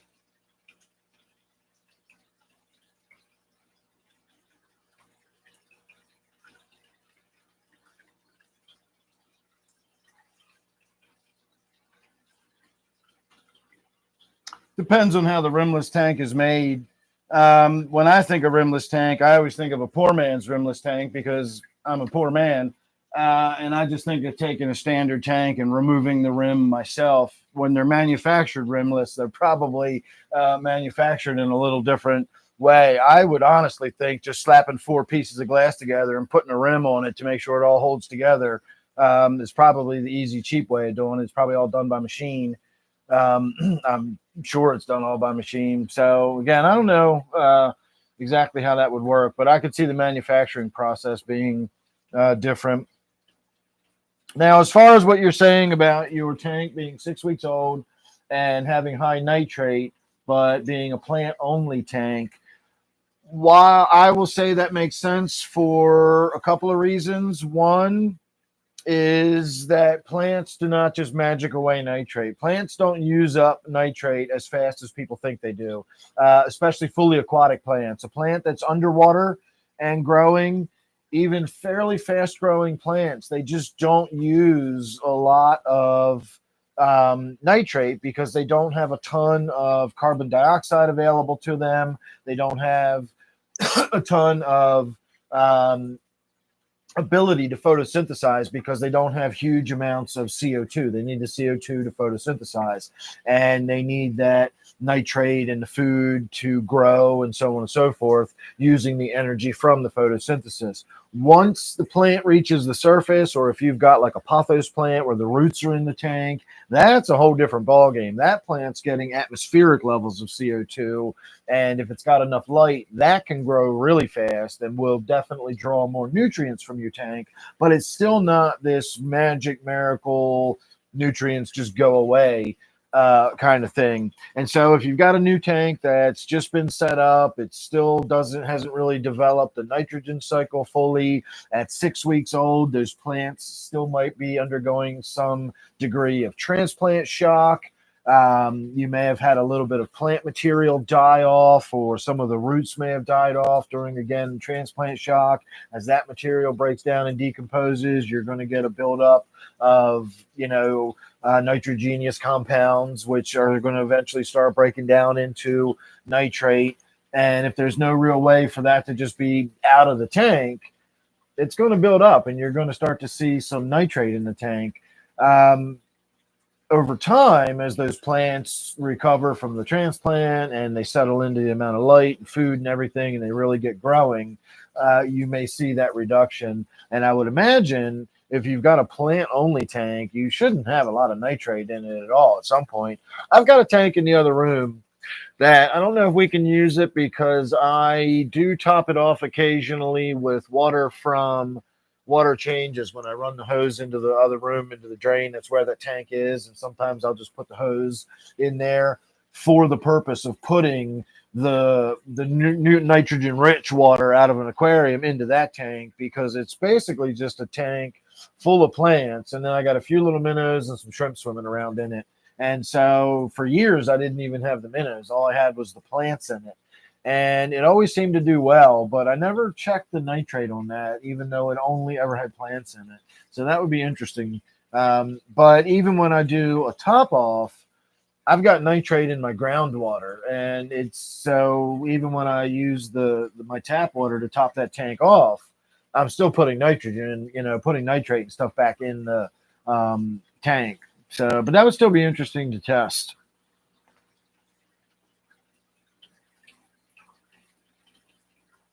Hey, Robert.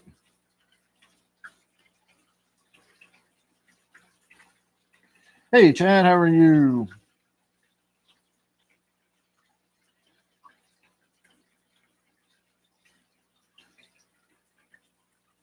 Let's see.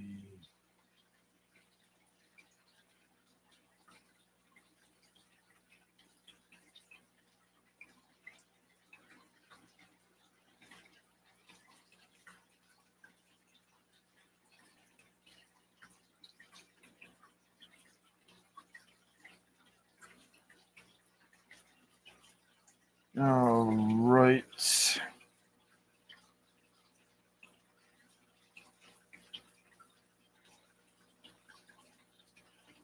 5 years ago? Wow. I was working on growing one all the way around the room, but it never did make it all the way around the room. It's on a big pile on the floor right now. I don't know how long it is. I haven't stretched it out in a long time. I just took it down one day because I did some work in my gourami tank, and I had it strung in front of the gourami tank. And so I threw it on a pile on the floor over there, and it's just been lying there ever since. So, all right, let me see. Give me a minute here, everybody. You can chat away. I'll be doing something for a second here. I'm going to message somebody somewhere, I think.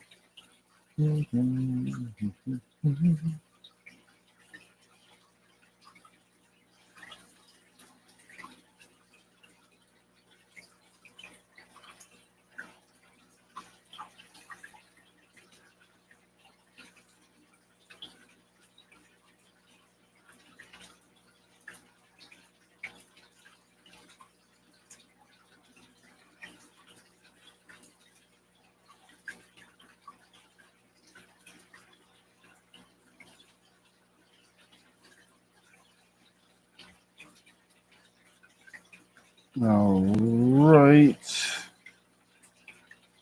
How do I get out of here? Do I have any missed messages? I don't. All right. How do I get back to you guys? I'm back.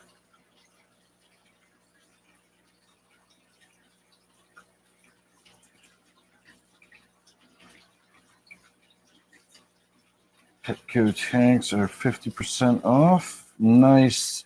Yeah, I like the $1 a gallon sale. The reason I have this fish room is from the old $1 a gallon sales, but they don't do them anymore. And frankly, even when they have the really good deals, I'm done. I go over this all the time. I talk about it in terms of my, YouTube channel and maintaining viewership and enthusiasm into the channel.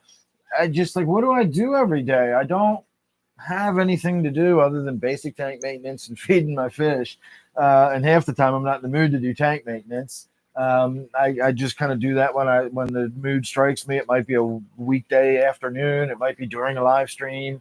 But that's really all I got to do. I was talking with Steve last time we were out kayaking. We saw some really gorgeous pieces of wood, and we looked at them and we admired them and everything. But what are we gonna do with them? Like I can't bring them home. What am I gonna do? Take all that huge piece of wood out of my other 125 and just swap it out and put a new piece of wood in? I'm not scaping anything new. It gets back to the whole King of DIY sort of style of YouTube channel where, he's constantly tearing stuff down and rebuilding and doing new stuff and rescaping and doing new projects. And again, I'm not knocking him for doing that. He's just doing it as like a business model for a YouTube channel. I'm just shooting home video here. I'm just, you guys are just hanging out in my fish room with me. And so I don't need any new fish tanks from PetSmart. I don't care how good the deals are, or I'll get people that'll, they'll offer me something to get rid of an old tank they've got. And what am I supposed to do with it? I don't need another tank. I don't have any room for another tank. If anything, I'd be starting to downsize at this point. I feel like I've kind of reached my peak. And if anything, I'll probably have less fish tanks. Although if I had any less fish tanks down here, it would kind of wreck the vibe, and there'd be like a missing tooth in the middle of the room. I got enough of them in my mouth, so we'll stick with having all the fish room intact for now, anyway. Hang on, let me go move this stupid cursor. I got my cursor sitting right in the middle of my screen, so every time I look up, it looks like I got a dot in the middle of my forehead or right on the end of my nose, but it's just my cursor. All right, much better. All right, let me see. Well, 60 breeders would be cool. Maybe I could swap out a 60 breeder for my 40 on the tank and get my, I don't know. I don't think it'd be worth upgrading for a 60, from a 40 to a 60 for my goldfish. If I want to upgrade, I want to go at least to like a 75, I think.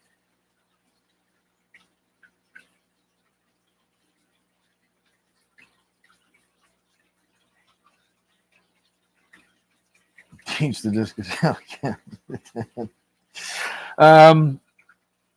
Yeah, the Siamese algae eaters, both of them in this tank, are probably that big around. They're huge.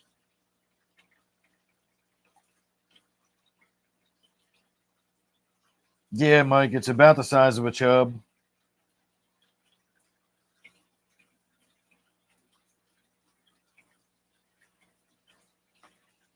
All right, I am all caught up once again.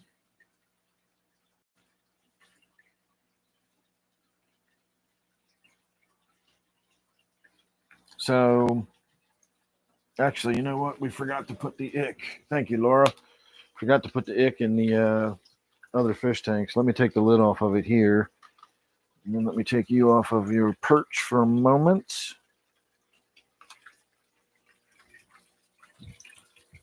And this is usually how I got a little hole poked in the top of it. Just give it a good squirt.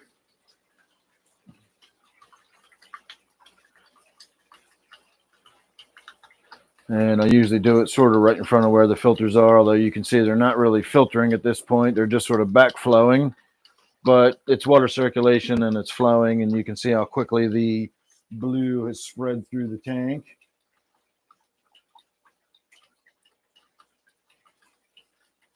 So this is the tank I was just talking about. I really need to get a bigger tank for these fish. It's, again, they're not cramped in there, but I just feel like they could do better. And I think they'd grow more and they would just be happier if they were a much larger tank. And if I'm going to upgrade, why go from a 40 to a 60 when I could go like to a 75, you know? And this is my shrimp tank. I know it's hard to see in there. The water is finally starting to clear up. But believe me, when I say this tank is loaded with so many gazillion baby shrimp, they're just in there like swarms of mosquitoes.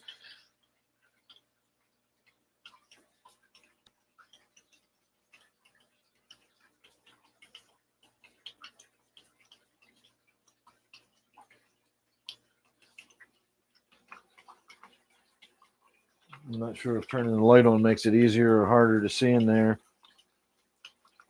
It's like turning your high beams on in the fog. All right, let me get you back on your perch, and then I'll put my ick X away.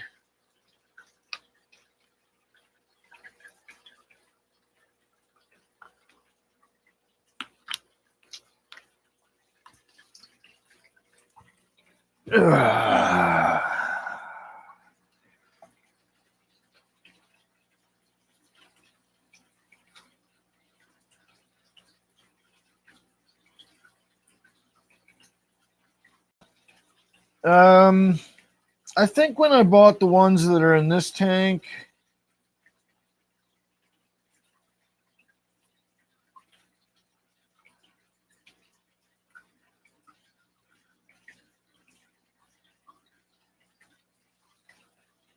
I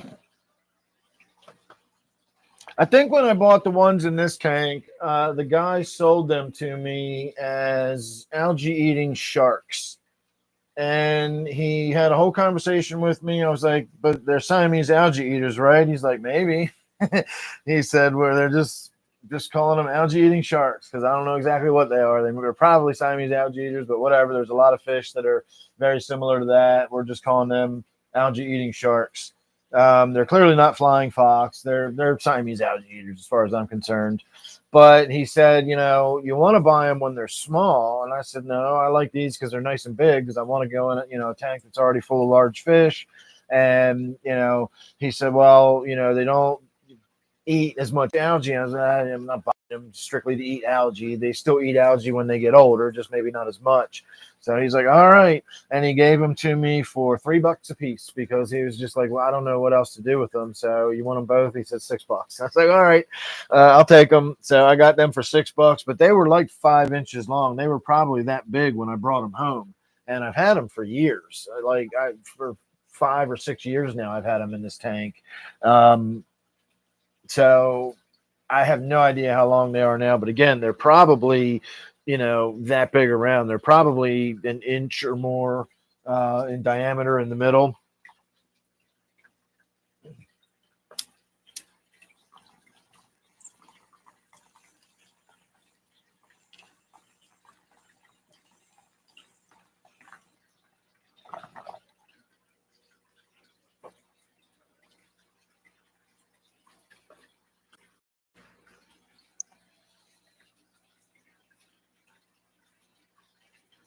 All right, where are we now?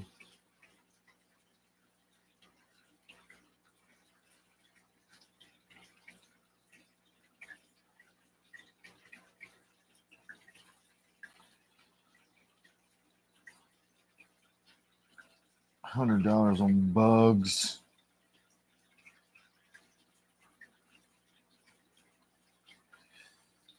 I sent you a message, Shirley. I don't know if you got it or not.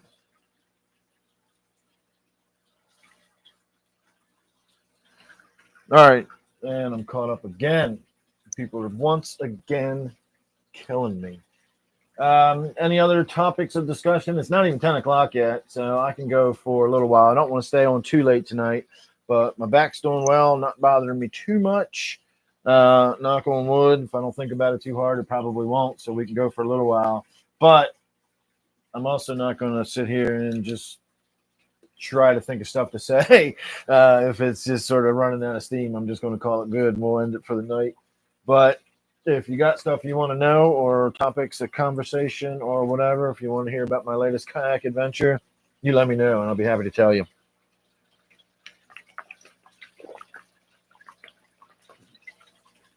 Although my latest kayak adventure, you all were here for. You saw me pushing little kayaks around in the pond.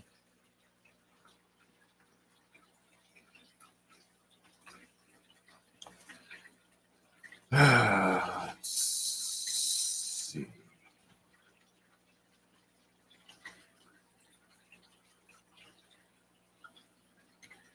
What are you developing an allergy to? We can, Laura.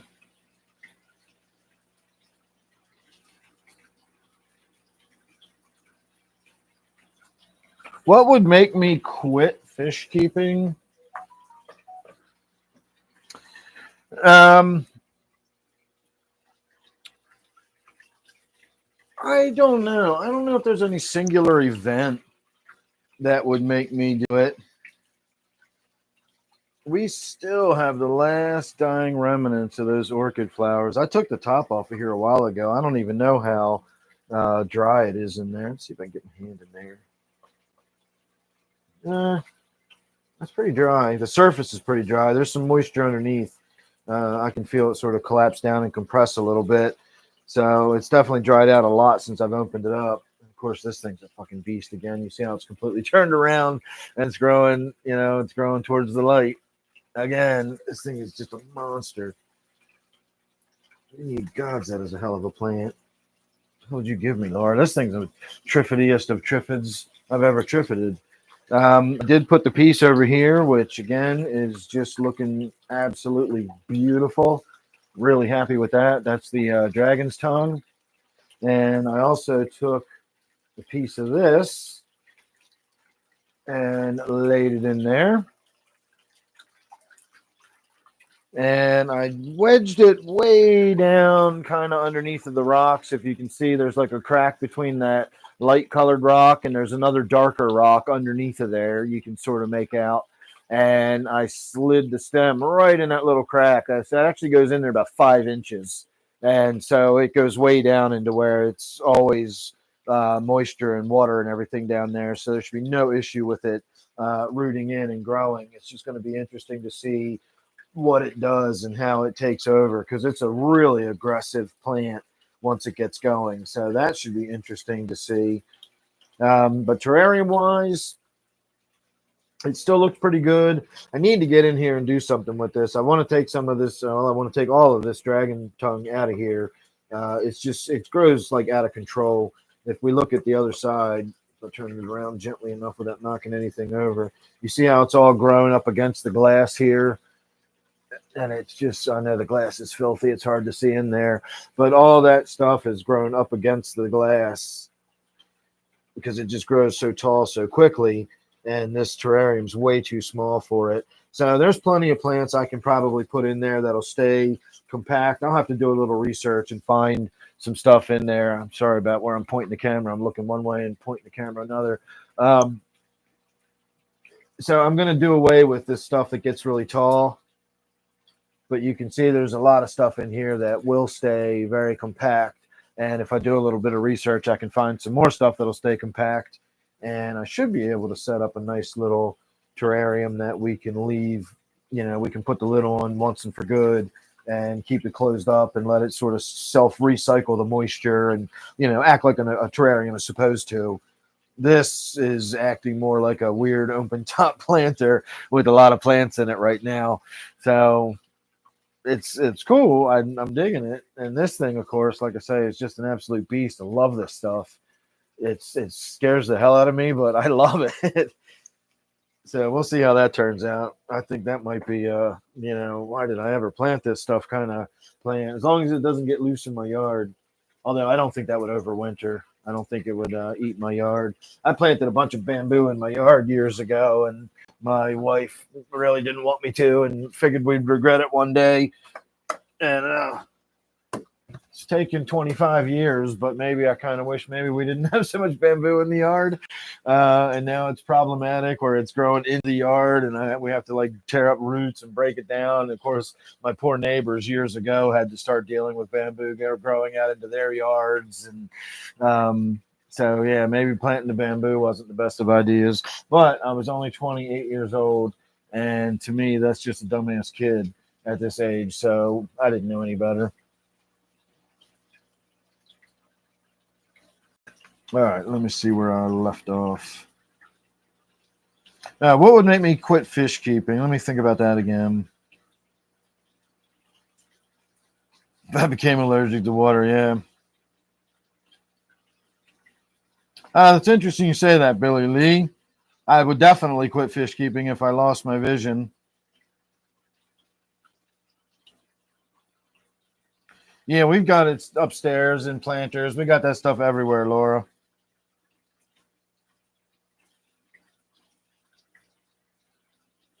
Yeah, my sudden death would do it.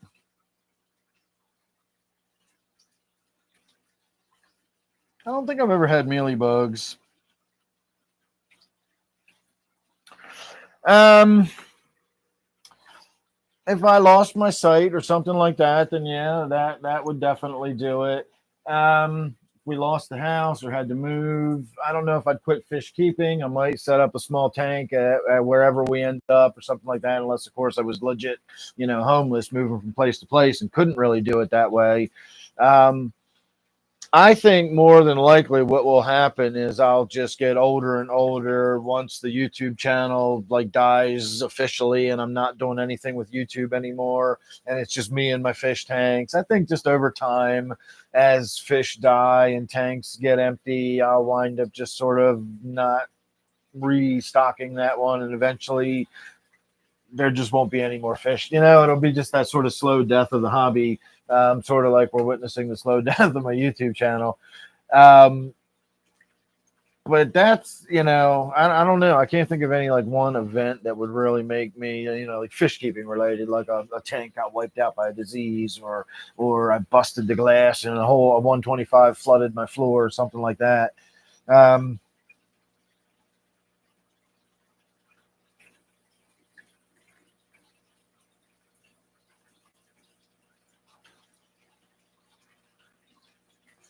Hey, Frank. Oh, I definitely used fertile substrate in my terrarium. I used to have a viewer that was the blind fish keeper. And I shot a video one time about an aqua clear filter that I didn't like. And it was a really whiny, bitchy video, which I know it was a whiny, bitchy video. That's why I shot it, because I was in a bitchy, whiny mood. And anybody that knows me knows how whiny and bitchy I can be. And it was one of them kind of videos. And I got a lot of blowback from it. A lot of people were like, Jesus, dude, like, get over yourself. It's a fucking, like, it's a great filter. I don't know why you're fucking complaining. I never even used it. I was just in the process, like, trying to put it together. I just didn't like the way it was built. And the blind fish keeper used to watch my videos on a regular basis. And even he said, like, damn, dude, I'm blind and I didn't have that much fucking problem with that filter. Like, stop fucking whining. And I have not heard from him since that video. Like, that was it. He's just like, I'm out. You're a fucking whiny bitch and I ain't watching your videos anymore. But I'm glad, because it always made me uncomfortable. Every time I got a comment from him saying something about how, like, the tank sounds like it looks awesome. And, like, it just, it always just got me thinking about like how odd it is to keep fish as a hobby as a blind person.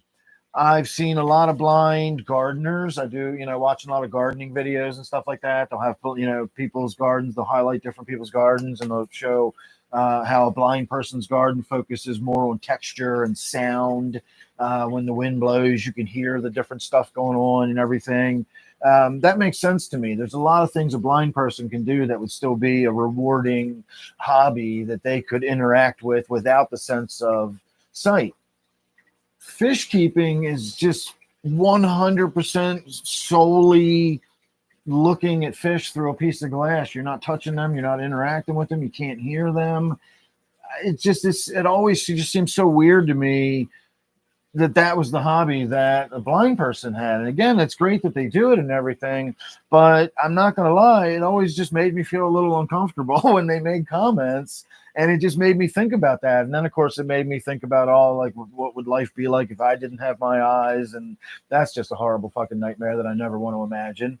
And so I'm kind of glad I shot that little whiny bitchy video, because it stopped him from commenting on my videos. And now I don't have to spend a lot of time thinking about what it would be like to be a blind fish keeper. So I know that's a really selfish, dicky kind of thing to say, but I never pull punches. I always am who I am, and that's how I feel about it. That's how I felt about it. And so it's just weird that you say that I would, if I lost my vision, then that would be, something that would stop me from keeping fish, because absolutely it would. I wouldn't imagine keeping fish without having vision. So yeah, anyway, that threw me down a weird side alley I wasn't expecting to get mugged into. It's got mugged.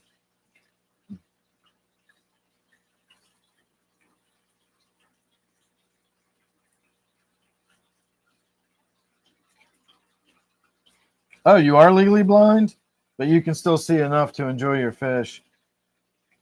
See, I think that's something people don't realize too. When someone says blind, they just think like no vision. And there's a long way between no vision and legally blind. But I do believe that the blind fish keeper was just completely blind, had no vision at all.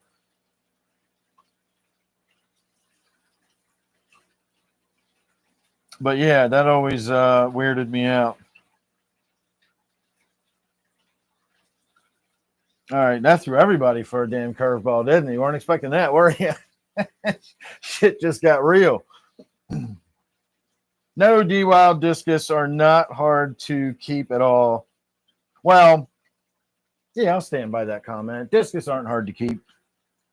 I'm almost getting to the point where I would consider discus to be almost a beginner fish.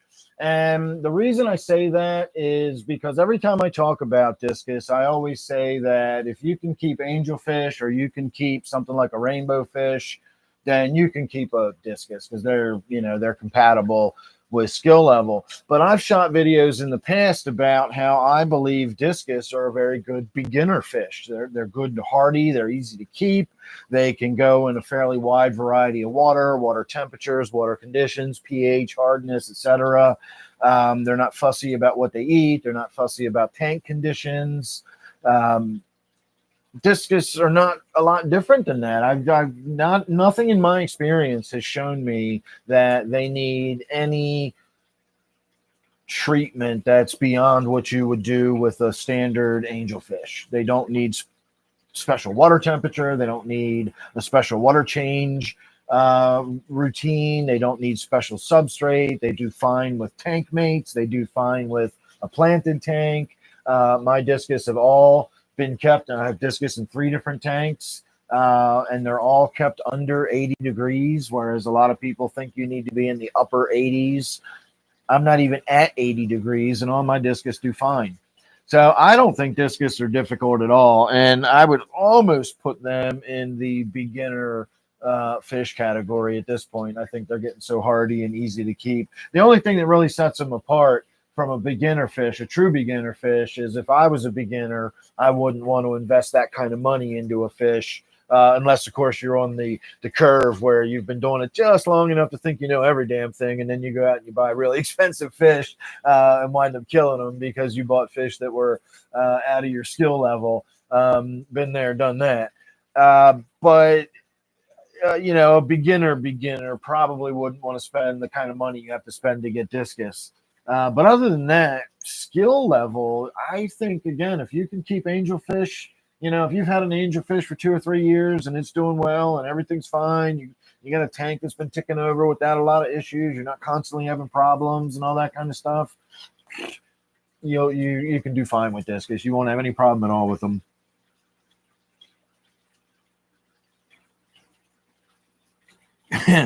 And they do not need beef hearts.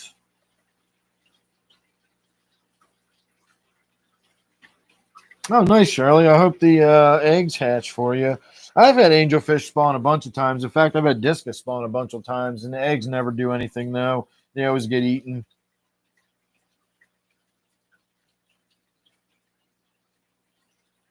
Yeah, that's what that's the way I look at it, Shirley. As long as they're spawning, that shows me that they're happy and comfortable and the water conditions are, you know, good enough that they're doing their natural behavior. Now, if they eat the eggs after they laid them or whatever, I don't know what that's all about. That might be tank conditions are too crowded or something. I don't know. But as long as I see my discus actively spawning, I'm usually, you know, or any of my fish really, I just assume, all right, we're doing something, you know, we're doing something right. They're happy enough that they're spawning, you know, either that or they're desperate.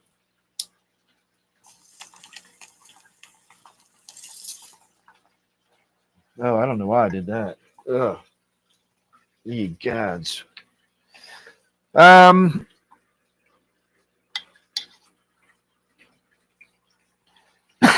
Yeah, I feed them a 100% beef hard diet. Raw hamburger. Now, I feed my discus all the same stuff I feed all of my other fish, which is a variety of Tetra products mostly. I do granules. I do the color enhancing crisps. I like the color enhancing granules. I also do high carry algae wafers. I do the high carry Vibra bites. I really like those a lot. I do some black worms occasionally, probably some other stuff now and again, but basically just your regular kind of fish food. Again, discus don't need any sort of special food. You really don't need to feed them anything. I never do any live stuff. I never do any of the frozen stuff. I don't do the bloodworms anymore. I used to feed bloodworms. I don't feed any of my fish bloodworms anymore. I don't do the mysis shrimp or the frozen brine shrimp or anything. It's an added expense. It's unnecessary, and in worst case condition or worst case scenario with the bloodworms, it says right on the package to only feed this a couple times a week as a treat. They leave out the part, or else your fish will die. But they're literally telling you not to overdo it with their product because it will kill your fish.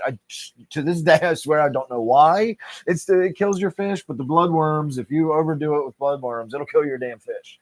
And so I just don't even bother with the bloodworms at all for any of my fish anymore. And so again, with the mysis shrimp or the brine shrimp, they're not necessary, and in the worst case scenario, they might even be problematic if I'm feeding frozen stuff. So I don't even bother with any of that shit anymore. And I keep waving my hand in there. That's because that's where my freezer is, where I used to keep the frozen food. So in my mind, I know what I'm pointing at, even though you probably have no idea why I'm waving my hand in that direction. But I still have actually some frozen food in that freezer. It's been in there for like 2 years since I stopped feeding the fish. So that's it. That's all they get is just regular prepared. You know, I got the dry food all in a big stack on top of my fish tank over there, and that's all my discus get. So nothing special at all. They get treated exactly like all my other fish get treated. The same kind of food, same water temperatures, same, you know, water change, you know, parameters and all that kind of stuff. The filter on this tank hasn't been changed in well, May 5th will make a year exactly. So just about a year now since my filter's been changed. Tell that to a discus keeper and watch them have a heart attack and you know, pass out. 1 year without a filter change on this tank. So we'll see what that looks like in another couple of weeks when I finally get the anniversary, and we're going to open it up and see what it looks like inside the filter after 1 full year of no water change or no filter changes.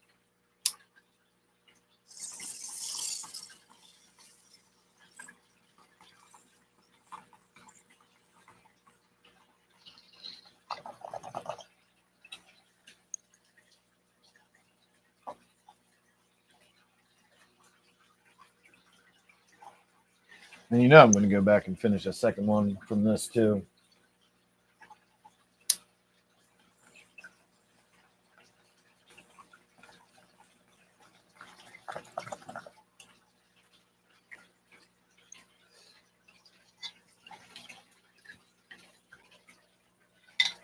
All right, that wasn't terrible. Let me have another swig of me iced tea.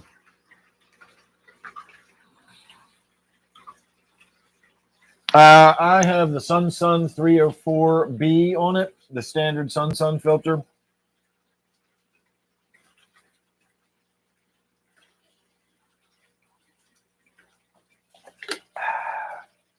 I have that filter on most of my tanks. It's the one that looks like that. You can see that under there. So it's been a year for that tank. This tank, I took the filter off altogether. It's been a year for this tank. This tank has no filter on it. It's been a year for that tank.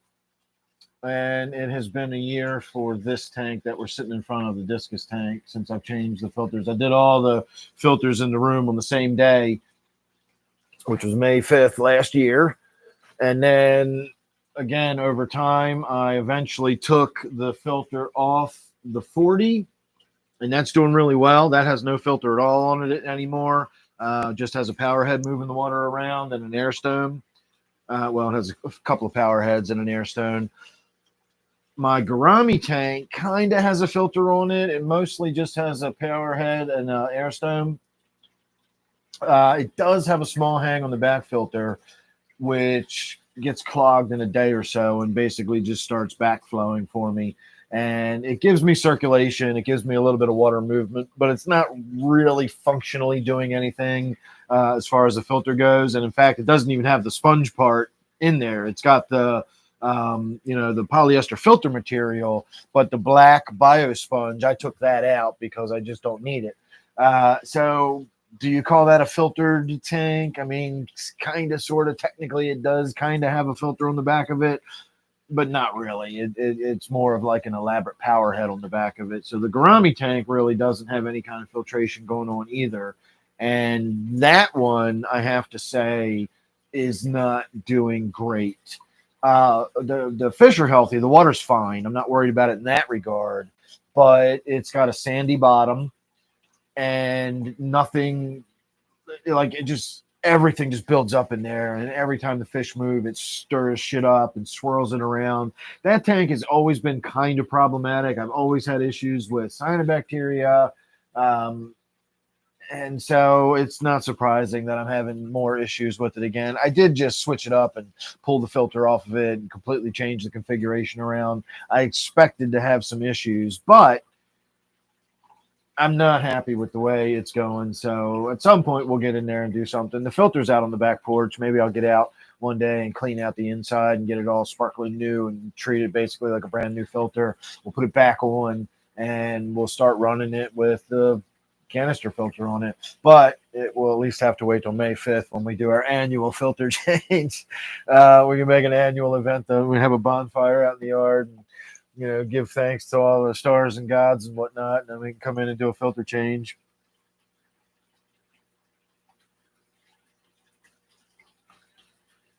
All right, let me see where I was.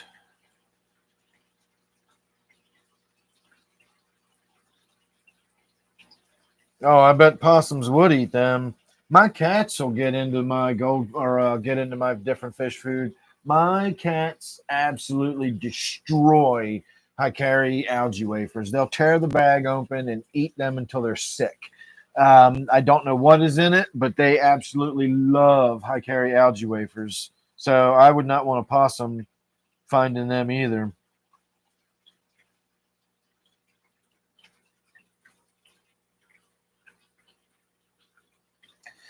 They probably would have eaten them anyway, Shirley. Beef heart soaked in Windex. Well, you got to soak it in Windex so you know it's clean. Pond puppies, how are you doing? Haven't seen you in a while. This tank is a 125.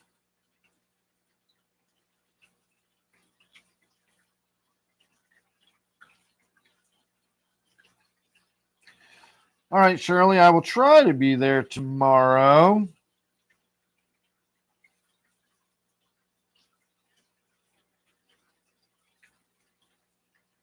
But I'm not sure how my day is going to pan out. It's supposed to be rainy in the morning.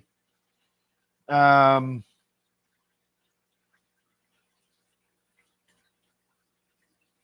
actually talking to you in two ways. I'm responding to your question while I'm talking to you.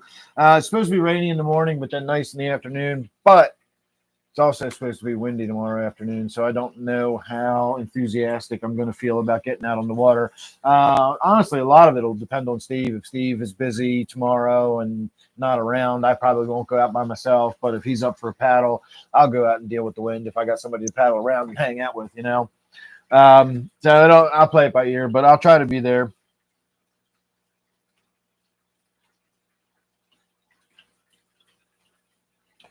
Are you still lurking in the background there, Zini?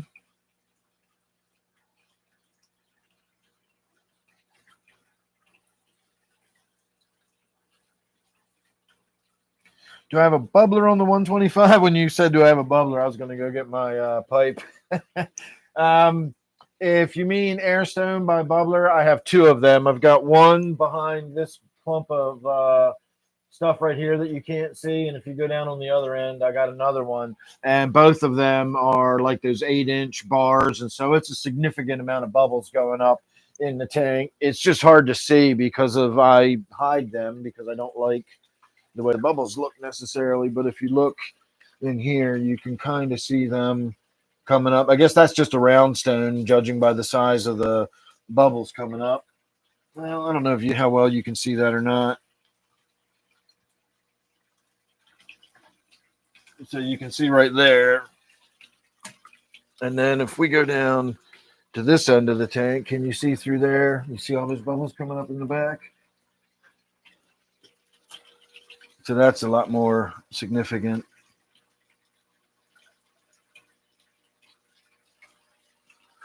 So I have two of those. I've got the filter, which basically, again, it's been a year since I changed it, but it is still moving a lot of water, which is the important thing. That's kind of the point of me not doing the filter change in a year. I want to kind of prove that the water flowing is what's really doing the trick in here. I also have this power head here. That's like a 240 gallon per hour power head. And that gives me agitation on the surface, which gives me that pretty sort of sparkly, twinkly light you can see shining on everything.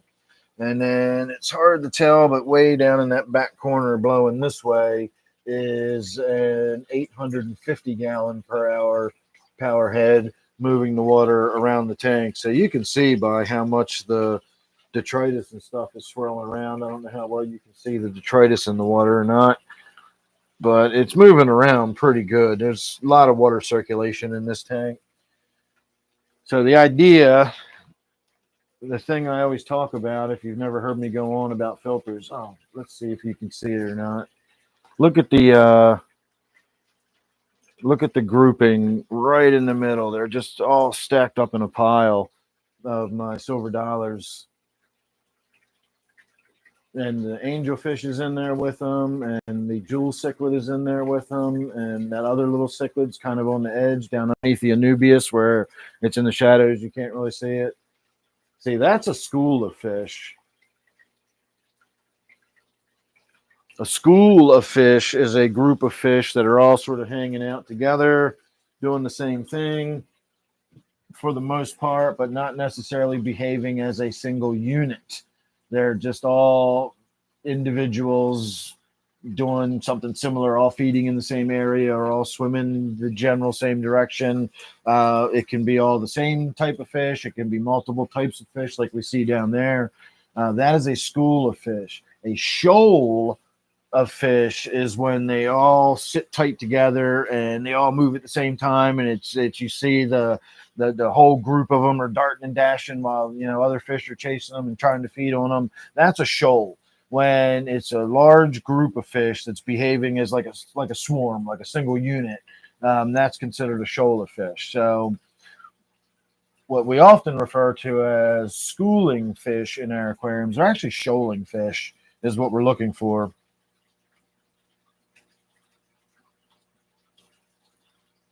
Oh, Zini's back. You are here. Microwaving burgers. Nice. That's bachelor chow there. No, I've never had a dragonfly larva. Those things are vicious, though. Oh, Zini's young. He can handle some burgers out of the microwave.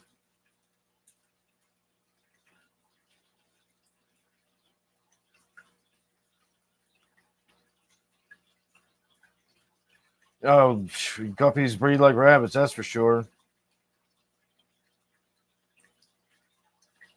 Hey, I'm not going to try to pronounce your name there, but it is nice that you're watching some old videos of mine. Someone brought up my red-clawed crabs earlier in the live stream. That's interesting. What tank are you asking if we can have a look at? Are you asking to go see the tank with the silver dollars in it? The poor man's discus?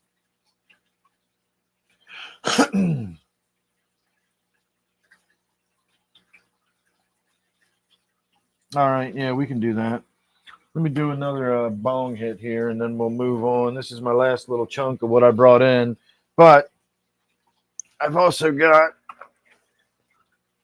this right here. I'm not going to run out anytime soon. That's quite a lot in there. I think we'll get through that before the live stream's over. I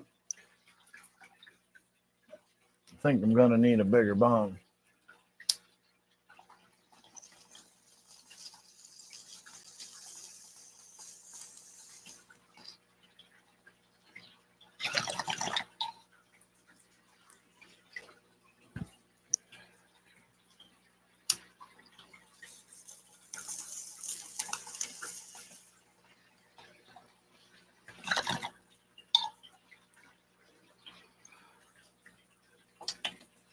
All right. Let me wash that down with some iced tea, and then we'll go have a look at my silver dollar tank.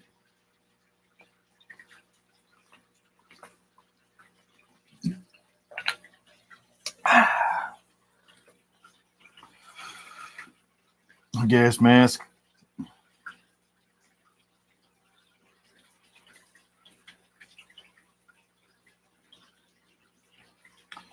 Yeah, it doesn't surprise me. Hey, BB.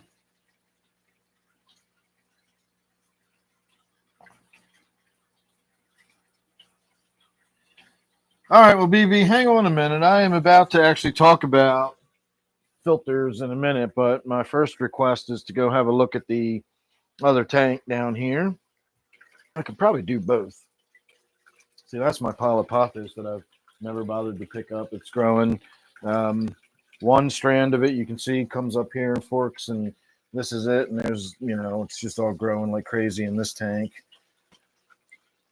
And then the other fork and strand of it goes over here and is not growing too crazy roots in this tank because I have these bastards in here. These I knew when I came down here they were all going to skitter away. But somewhere behind there is all of my silver dollars. You can kind of see them in the back. The water in this tank is filthy right now. Not like dirty, but it's, again, the filter hasn't been changed in a year, and it's not picking up any of the detritus or anything anymore. And so if you look down here in the bottom in the corner, there's just detritus everywhere. And the fish get startled and spooked and dash around. We'll come around the backside and we can see them hiding from me back here. When they start dashing around, when they get startled, they just kick shit everywhere. and that's why the water looks so filthy and dirty. It's just stuff in the water. It's not dirty in the sense that it has any ammonia or anything like that in there. The fish are just fine. Here's my little jewel cichlid hanging out in the corner. And somewhere in there, I got a new pearl cichlid, which I don't know why, but when I first put it in there, I was alarmed because I thought it was going to grow. Oh, there it is right there.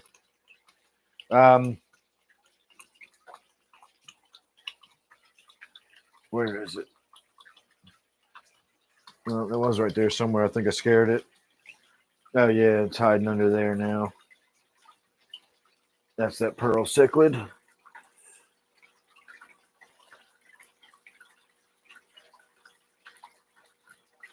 Pretty little fish, isn't it?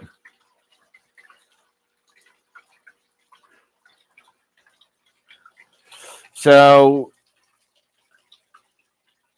again, it's just I need to get in there and do something with the water. Now you can see them all sort of stacked up in the front there. If I don't move too fast, it won't scare them too much. The small silver dollars are spotted silver dollars, and then the large ones are just your basic standard paint job silver dollars. And you see how tight they are, all stacked up in a group.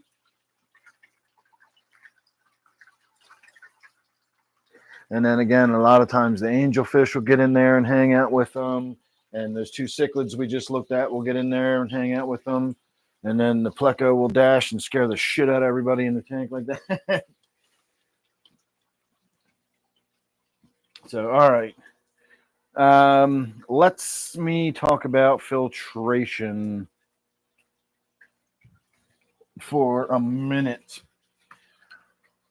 When we talk about filtration, we talk about, how do you do 3? Do you do that or do you do that? I usually do that. We talk about 3 things when we are talking about filtration. We're talking about mechanical filtration, biological filtration, and chemical filtration. Now, the chemical filtration we don't have to worry about very often.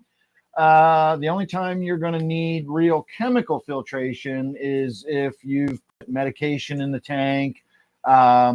You might want to consider tannin removal, a chemical filtration, even though it's not exactly the same. But the chemical filtration would be your like activated carbon, and that would pull medication or odors. It would pull the tannins out of the tank.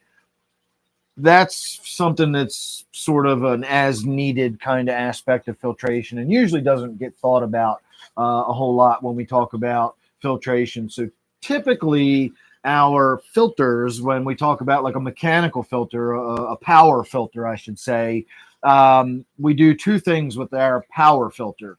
We do mechanical filtration and we do biological filtration. Again, if you needed to, you could put carbon in there and do the chemical filtration if necessary. So out of the biological filtration and the mechanical filtration, neither of those are really necessary to be accomplished inside of a mechanical filter. There's no real reason that that has to happen in there. The biological filtration is simply what we sort of rough and ready refer to as the nitrogen cycle. There's a lot more going on than simply the production of nitrate from the starting material of ammonia. That's part of the nitrogen cycle. But we've also got other stuff going on biologically in the tank. We have waste products that are being broken down, and we have, organic material that is decaying and being oxidized and broken down and turned into mulm, and the nutrients are being released. You got a lot going on in the tank that is sort of the biological aspect of it. Now, if you set a tank up the way I've got my tank set up with lots of plants and you got lots of rocks, there's a lot of substrate, there's a lot of stuff going on, surface area, water movement, etc. all of that biological processes can happen right here in the tank. So the filter, the power filter, the plastic thing that hides behind my tank isn't really necessary to do the biological part. The tank can do that as long as the water is still flowing and moving around the tank. Now, the mechanical filtration is all that's left at this point inside my big canister down here. Now, what does the mechanical filtration really do in a filter? Not a lot, ultimately, really, it doesn't. It takes the stuff out of your site. So if you've got, we'll just say the average, you think of fish poop and uneaten fish food. If your mechanical filter is working and you got some stuff in your tank swirling around, like the detritus I was just complaining about in that last tank is a great example. If your mechanical filter is not clogged up and it's filtering, that stuff will simply get pulled out of the water column and trapped in the filter. Now, that's not removing it from your tank. It's not removing it from the system.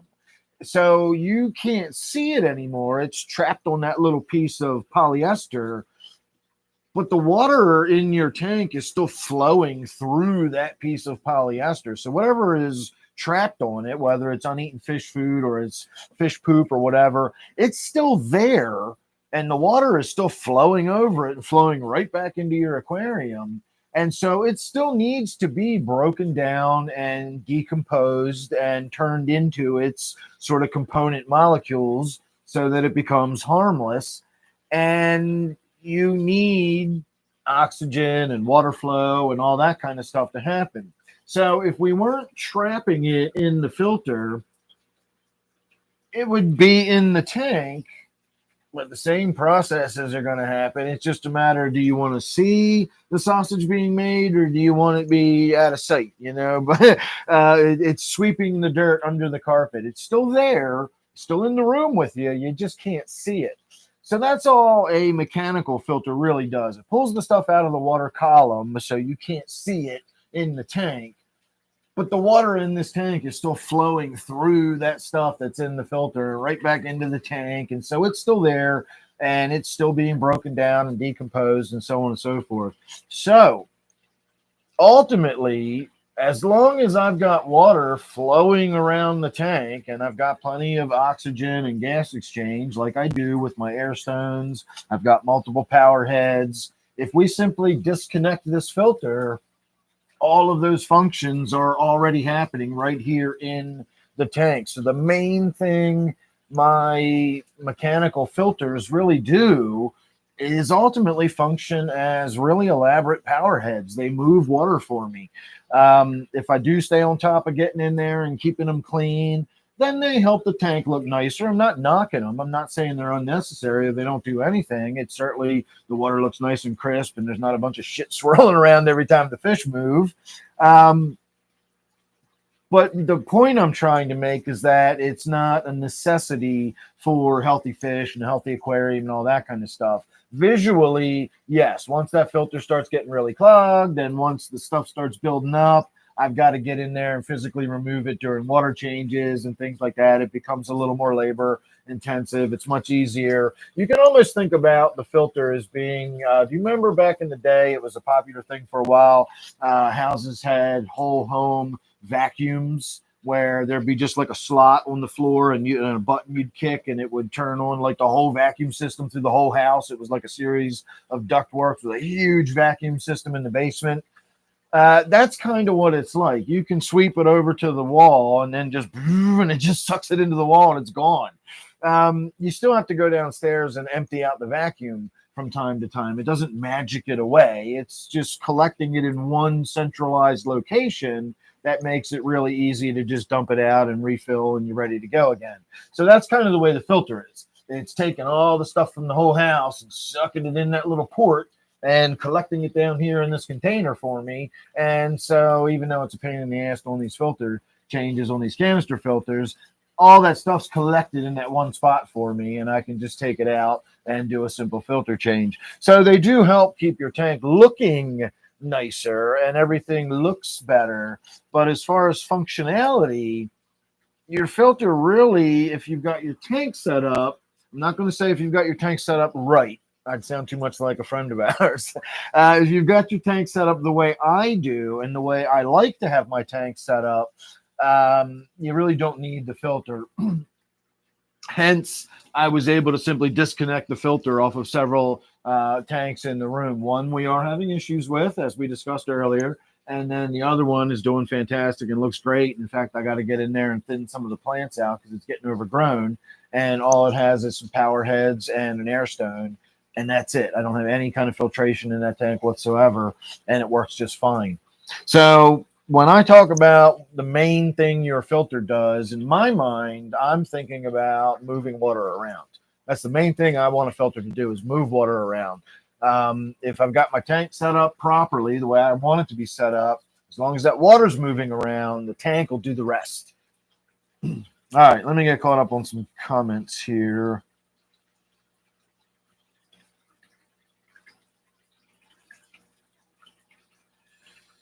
All right, I was up here somewhere.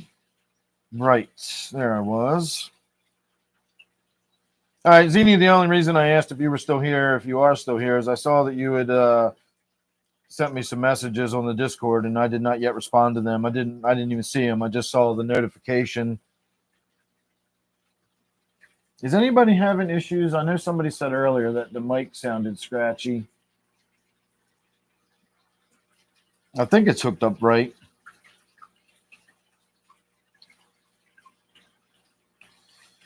All right, here we are.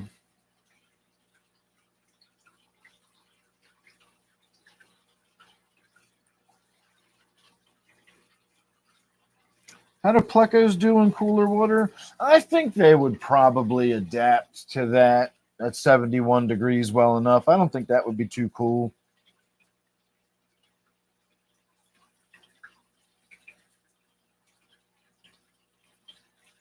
Let me see.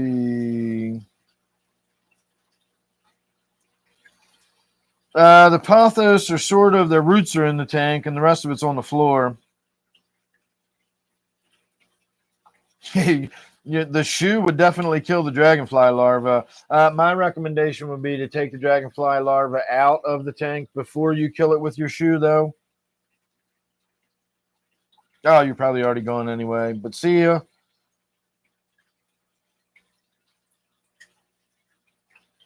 Oh, the missing letters things. I got you. I did see that. I saw when I got the preview, and it gives you at the top of the screen. So never mind. I did read your comments, Zini. Oh yeah, philodendrons grow like mad. All right, wow. I don't have a lot of comments to catch up on. Apparently, that was one of those times where you were all just enthralled by my gripping dialogue, and nobody was chatting. I was expecting to have 25 million comments to get caught up on. All right, everybody. Anything else? It's 10:30. Wow, time went by fast. You know what? Let's do a dab. I haven't done a dab in a bit. All right, so if you were here earlier, a lot of you I know weren't. I squished that all up until it was a big glob on one side of the container, and now you can see it's flattened itself out and just sort of oozed back across the bottom of the container. You get a kind of an idea how much is in there. So that gives you an idea of how soft this really is. It will sort of come off the sides if I do it just right, but it is still pretty soft and gooey. This is the stuff I overheated. I cooked the shit out of it. It's not bad. I'm not complaining, but I'm kind of complaining. I took it from top shelf to, I think we got to put it on the shelf below that at this point. Again, if I didn't tell you about it, if I let you try that, you'd say, oh, yeah, it's fucking good stuff, you know? But I know what it could have been. I know what it started out as, and I know I overheated the shit out of it.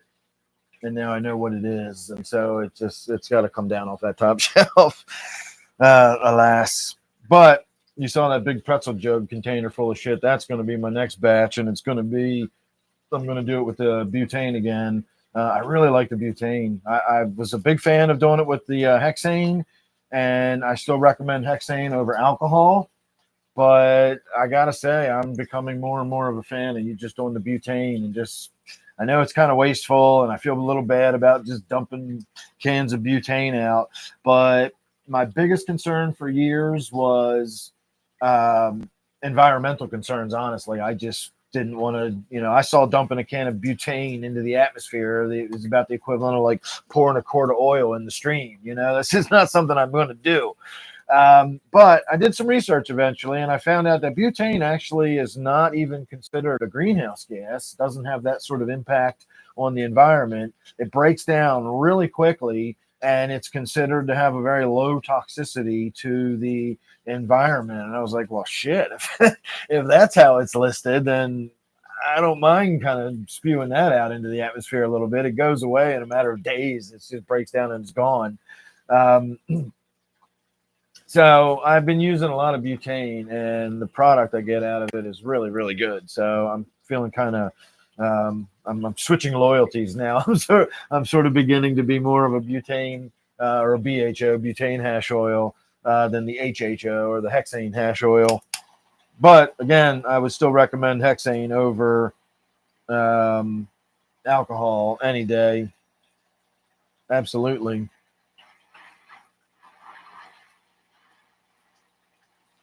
All right, so I don't even know what strain this is or anything. I just made this from some of my outside stuff that had mites on it, and I took it outside and dried it.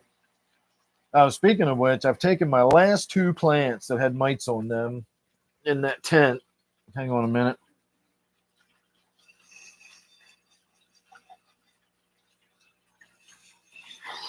You got to strike while the iron's hot.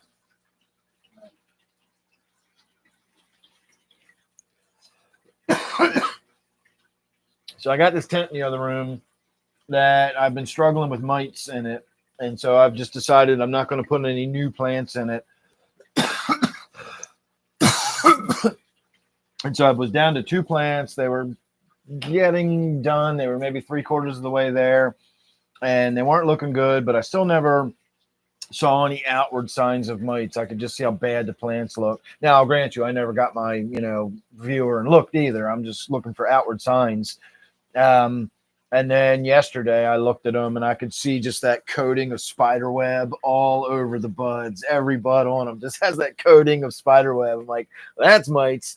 And so both plants went outside. I cut them down. I have them on the other side of the yard hanging up drying. Again, I'll make hash oil out of them and it'll be pretty good. But they're now out outside. And for the last 2 days, I've been spraying out the inside of the tent with spider killer, which is specifically geared towards arachnids and stuff like that. So I figured that's going to be more likely to kill mites. It doesn't do anything on the eggs. It only kills the adults or larval stages. And so it can be 3 or 4 days before all of the eggs hatch. So what I'm doing is every couple of days, I'm going in there, I'm spraying the whole thing down again with the spider killer. And I'm going to do that for about a week. And then after that, I can get in there and I can use like alcohol, hydrogen peroxide or something. I'll just clean the whole inside of it. And that'll be the last tent that I've done that to. I've done it to my other 2 tents. And so far, I don't see any signs of new mites on them. But I have also found mites on my vegging area. So I try to spray them before I move them into tents that one final time. But if there's eggs, which there usually is, then oh God, I hate the mites. The mites are like my cyanobacteria. I stay on top of them and I'm constantly doing stuff to mitigate them. And I usually get some pretty good quality plants. But one little slip up or one lax of noticing something. And before you know it, I got a whole tent that everything in it starts getting mites on it. And then I got to strip the whole thing down and start over again. But those were the last 2 plants that had outward signs of mites on them. They're gone. The tent's empty. It's been empty for a few days now. So cross your fingers. Let's hope we got rid of them.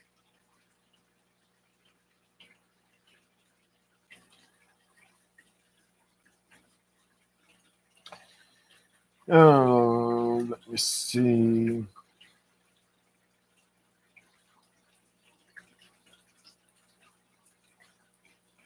Thank you, BB. I appreciate that. Never been called an eloquent speaker before, but I'll take the compliment.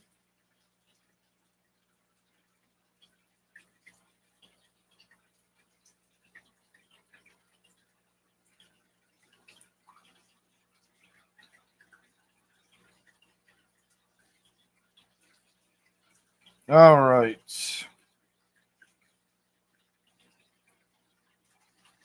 Don't talk to me about thrips, Bob. Thrips are another one. Thrips and mites. It was thrips for years. And as long as I never let them get out of control, again, as long as what I usually do is I spray the stuff that's in my vegging area, because in my vegging area, I don't really care.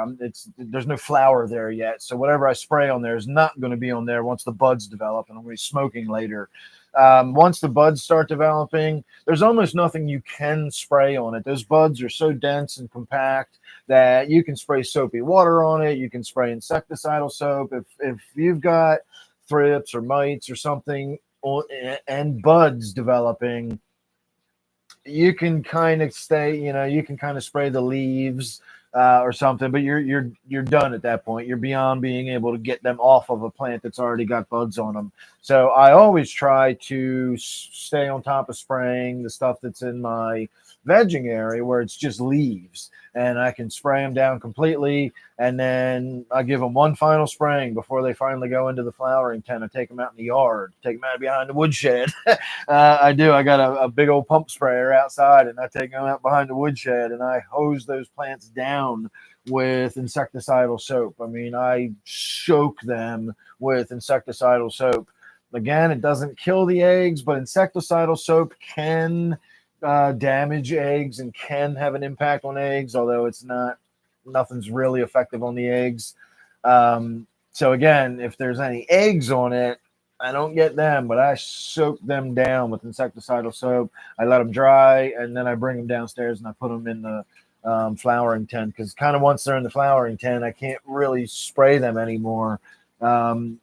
So as long as we sort of start from there, even if they sort of start multiplying as the flowering process is beginning, I can usually have them finish before the bugs have multiplied enough to really have a big impact.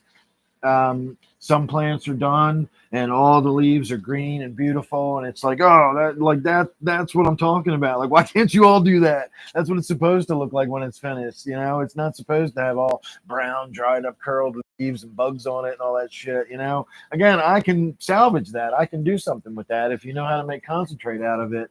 It's nothing you'd want to smoke. I don't want to smoke some shit that's got bugs all in it. But I'll dissolve the good chemicals and shit out of it, throw the physical stuff away, and just get the good juices out of it.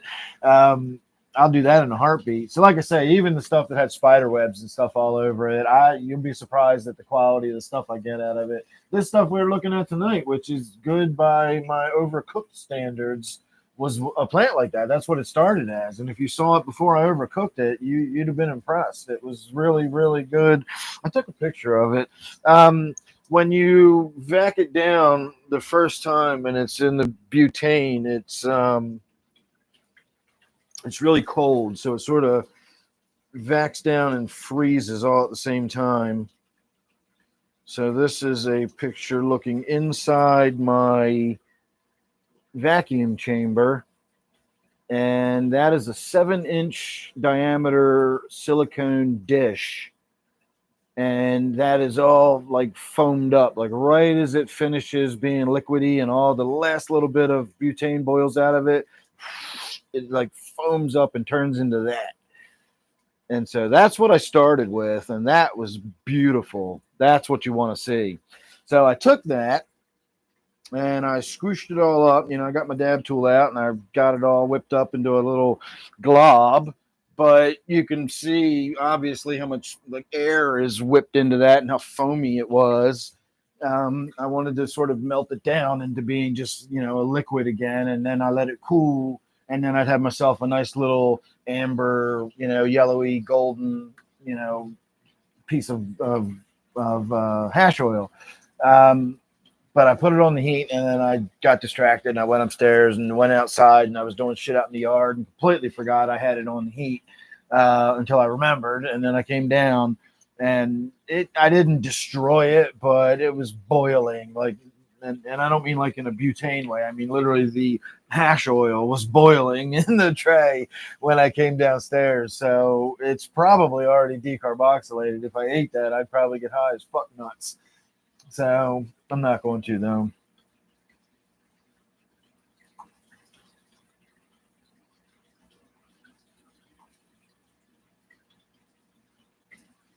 A powder to get rid of mites or thrips. I've looked into how to get rid of mites a lot of times, and my problem is manifold. Not least of which is the fact that even right now, as we speak, I've got a fan on in the window in the other room, and that window is open. And upstairs, the windows in the house are open, so it's pulling air from downstairs.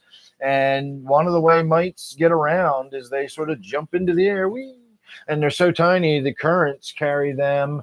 And so I'm probably sucking, stuff down from the outside. I've got cats that go outside. If you've ever seen any of my outdoors videos or my yard tour videos or whatever, we've got like an acre.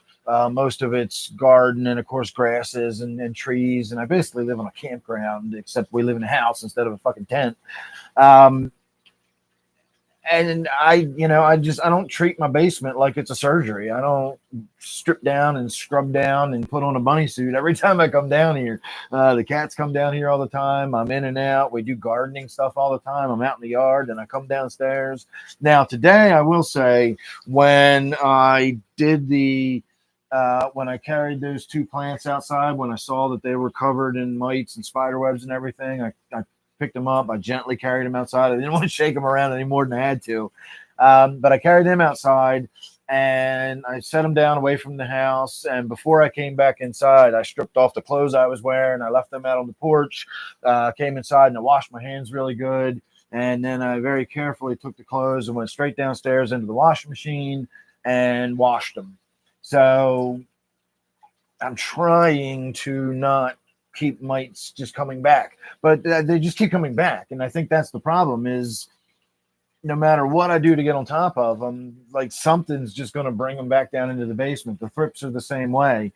The only other bug I've ever had problems with over the years is white flies. I did have one big outbreak infestation of white flies, but that was really easy to get on top of. I just used insecticidal soap every few days for about a week and they were gone. That was it. The white flies was really easy to get on top of, but I didn't notice them. I wasn't paying attention. This was back in my drinking days and I wasn't doing a good job of, I was just throwing some water on them every day. And then one day I noticed that there was it looked like dust floating around in the air. And I was like, that dust seems to be moving awfully deliberately. It doesn't, it ain't moving on the air currents. It's hanging fucking left-hand turns and shit, and so I looked at one of the plants and I noticed it almost looked like it was kind of dusty, and I shook it and just, oh my god, there was so many it was just covered in fucking white flies. And so they stay mostly on the bottom sides of the leaves, and I just never noticed them until it was like that tent was riddled with them. But I did get rid of them all, and that wasn't a big deal at all. The thrips I've never been able to get on top of, and the mites I just don't ever seem to be able to get on top of. Banes of my existence is what they are.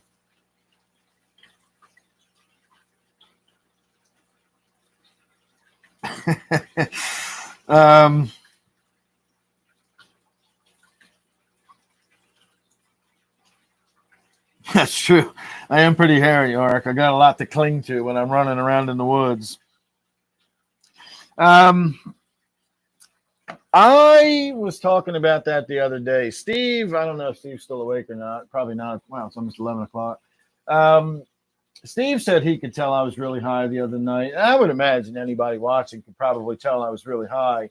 But if you didn't catch the live stream last week, I think it was Friday or whenever it was, maybe Sunday night, I ate a bunch of cookies, marijuana cookies that I had made. And I ate them in 3 waves, all like an hour apart. And so it rolled onto me on 3, I went to 3 separate plateaus during the live stream. And I was really, really, really high by the end of the live stream. But I don't know if it felt like it was a disappointing event for everybody. I don't know if you were all expecting me to be, laughing and giggling and pointing at shit that wasn't there, or I don't know what anybody expected, but if someone fairly close to me was here, they would have been able to tell, like, dude, you're fucking tore up.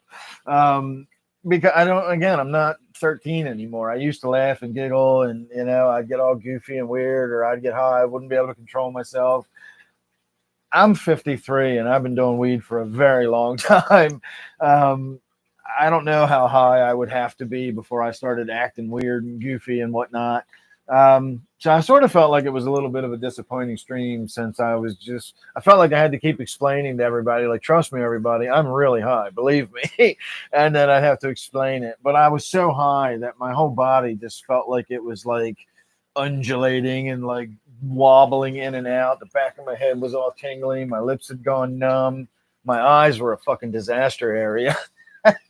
my my eyes were so horrible looking. They were all looking squinty, and if I could force them open a little bit, they were like all red and bloodshot. Yeah, man, my eyes were a wreck. My eyes actually feel pretty rough tonight.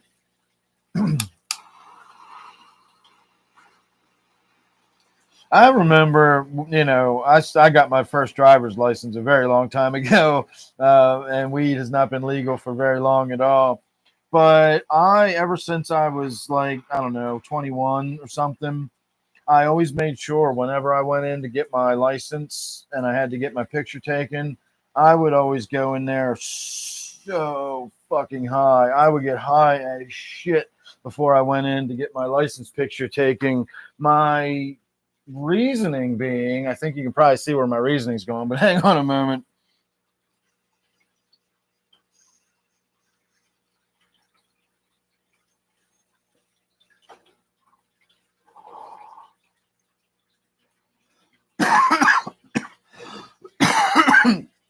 If I ever got pulled over by a cop, I didn't want the cop to look at my license picture and see bright-eyed, perky chap Dan, and then look at me all fucking high up, squint-eyed, stoned Dan that's getting pulled over. I wanted him to look at the license and go, yep, that's him, and hand my license back to me. And it always seemed to work. I never really ever tried to hide looking high. First of all, I've never been one of those people that's been plagued with like just looking stoned immediately. Like as soon as you get high, you just look stoned. I can pull off not looking stoned fairly well, but I've always been of the mindset of whatever, maybe I got a cold, maybe I got allergies, none of your fucking business. This is just what I look like. I don't give a shit what you think. And I've just never worried about it. If I go in the 7-Eleven, what the fuck do I care if the guy behind the counter thinks I'm high? So what? I've just never worried about it. I don't know. I'm surprised I've never gotten arrested for weed or gone to jail for it over the years. I've done some really dumb shit. I've done some colossally dumb shit with weed and gotten away with not going to jail. I can give you some good reasons why, probably, but we won't get into that.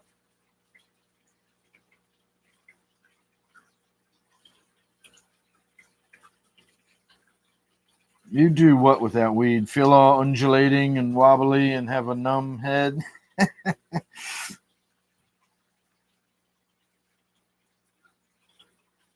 No, definitely wasn't having a seizure.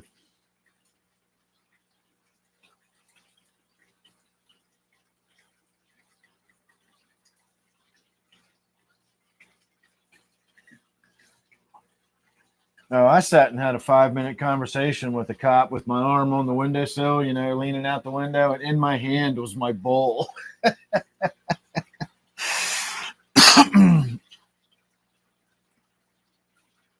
No point in laughing at shit that isn't there.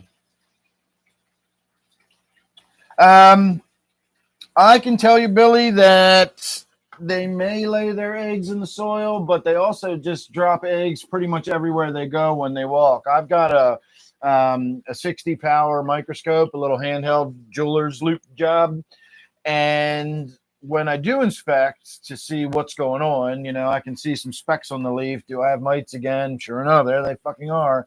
I can see all 3 stages walking around on the underside of the leaf. I can see the adult stage mites. I can see the nymph stages, and like everywhere you look, like they're pretty big compared to the size of the mite themselves. They're probably a third to a quarter of the size of the mite. But everywhere you look on the leaf, you'll see these white dots just sitting here and there. It looks like golf balls scattered around on the leaf. Those are eggs. So whether they lay their eggs in the soil or not, I don't know. But they certainly lay their eggs all over the leaf. They literally just drop eggs wherever they're walking around. They don't like lay them in clusters or don't go through any special like breeding period. They just hatch, they start doing their thing, and by the time they're adults, they're dropping eggs as they walk around.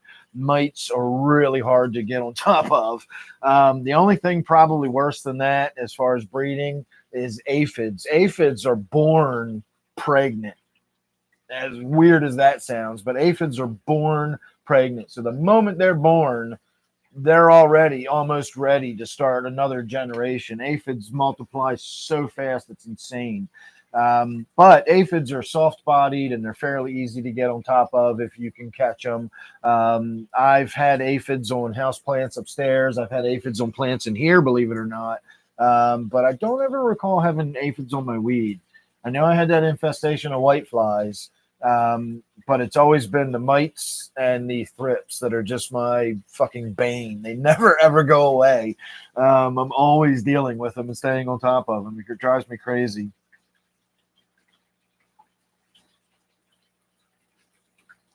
Everything is in your mind, Zini. I'm all in your mind right now. How do you even know I'm real and I'm not just some dream you're having?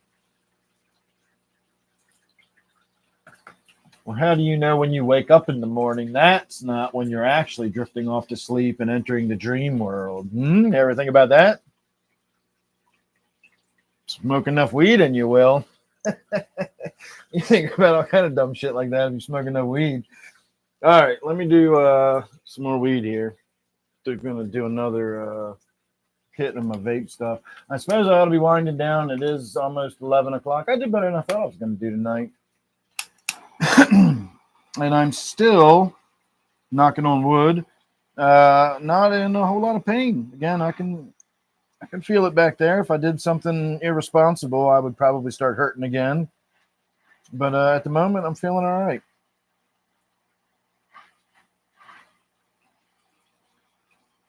All right, let's do one more and we'll wrap it up for the night.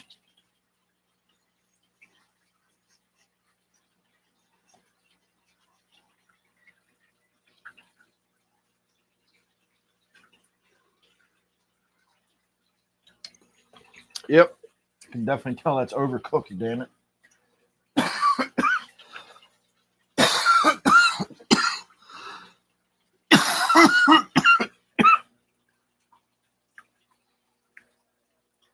Do I have any water lettuce? No, I don't have any water lettuce. I've got water Sprite.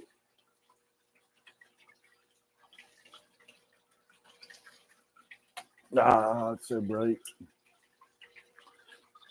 All right.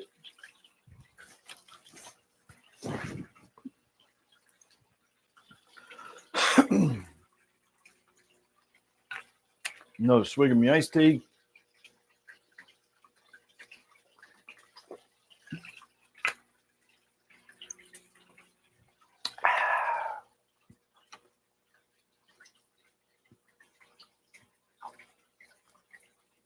Hey, Kumar, how are you this evening?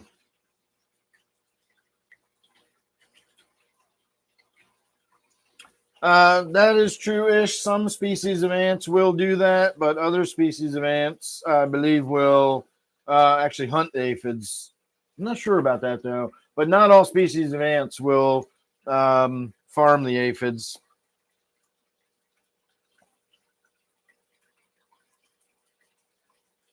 Yeah, Ark, when I used to sell plants more frequently than I do now, I looked into the different stuff, and water lettuce was actually on a restricted list. There's a lot of states you're not allowed to ship that to. It's considered invasive species.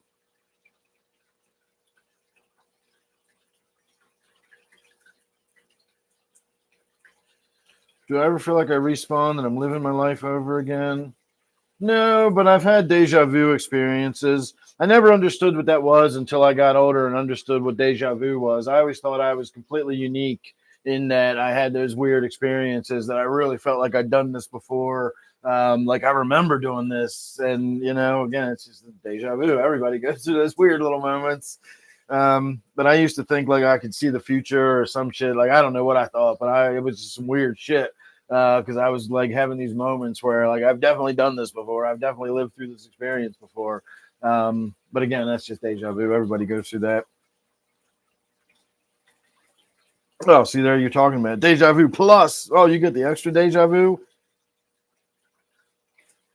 Do you have to pay extra for the premium? I only get deja vu regular.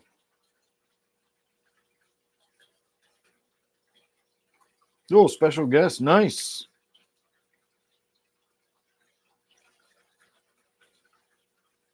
So I don't know how much the plus version costs. What do you get with the plus version? I'm curious now. I might want to subscribe. Although I don't know, there's too many moments in my life that I want to live again. All right, everybody. I made it all the way till 11 o'clock tonight. I didn't think I was going to do that as the evening started, but I did. Let's go into my lucky bin here. You should smell that. It smells really good.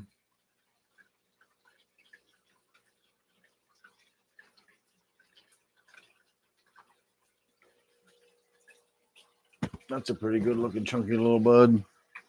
I'm not going to smoke that though. That's huge. I'm looking for just a little bud I can pull out that'll be all by itself. There we go. We'll call that good.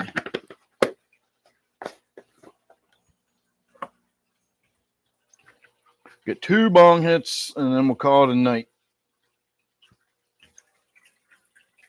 So get your last thoughts in, last comments, questions, etc. I would appreciate it if you don't ask me the kind of question that's going to send me off on a 20-minute answer. But any little quickies or whatever, you got to wrap it up. Let's wrap it up in the next couple of minutes.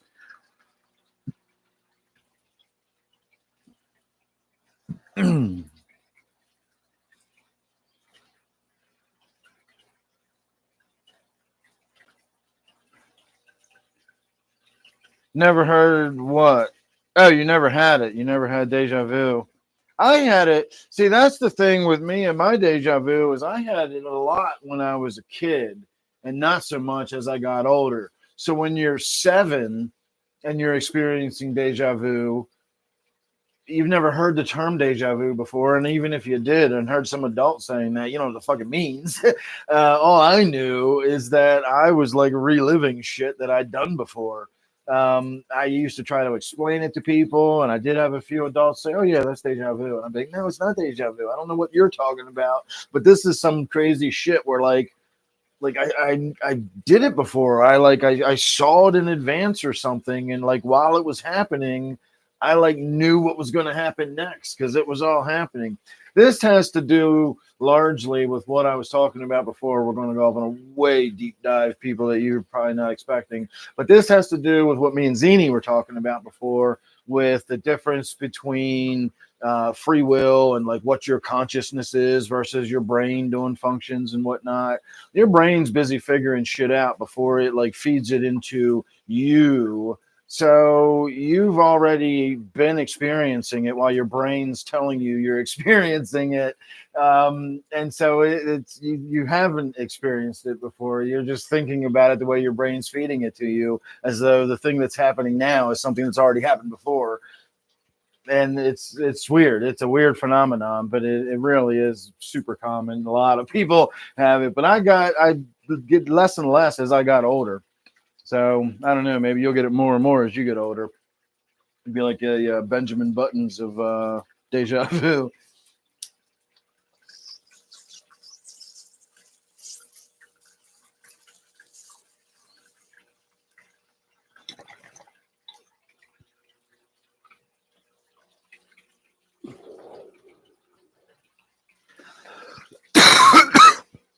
All right, clear that one out. Oh, that cleared out nicely right into the pond.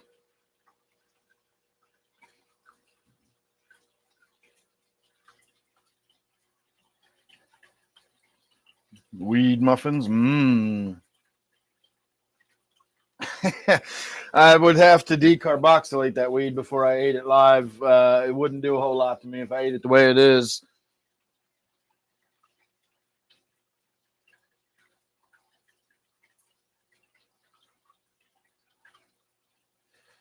Oh, you're quite welcome, BB.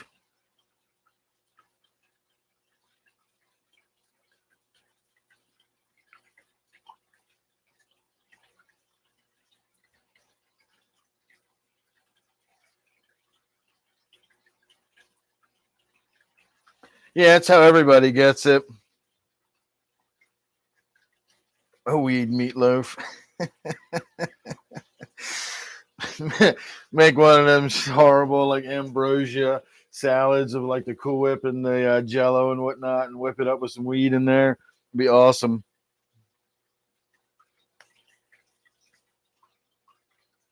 Yeah, Shirley, go ahead.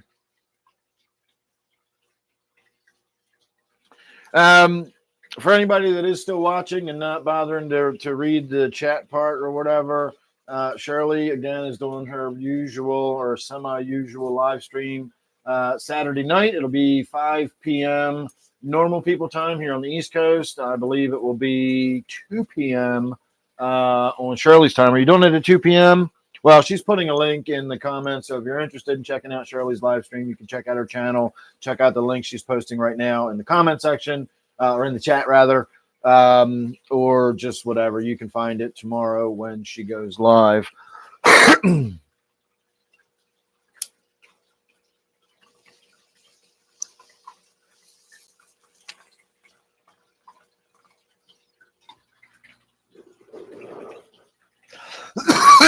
My eyeballs were a little bigger than my lungs on that one.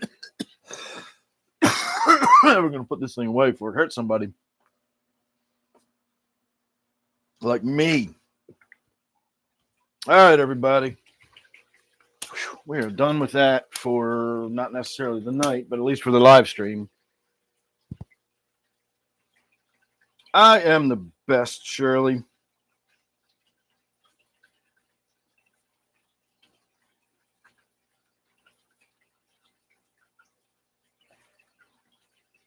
All right.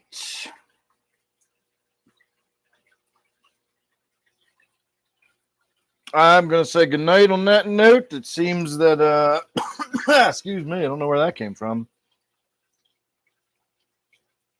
Oh, Art Knight's got a competing stream with Shirley. I'll let them duke it out.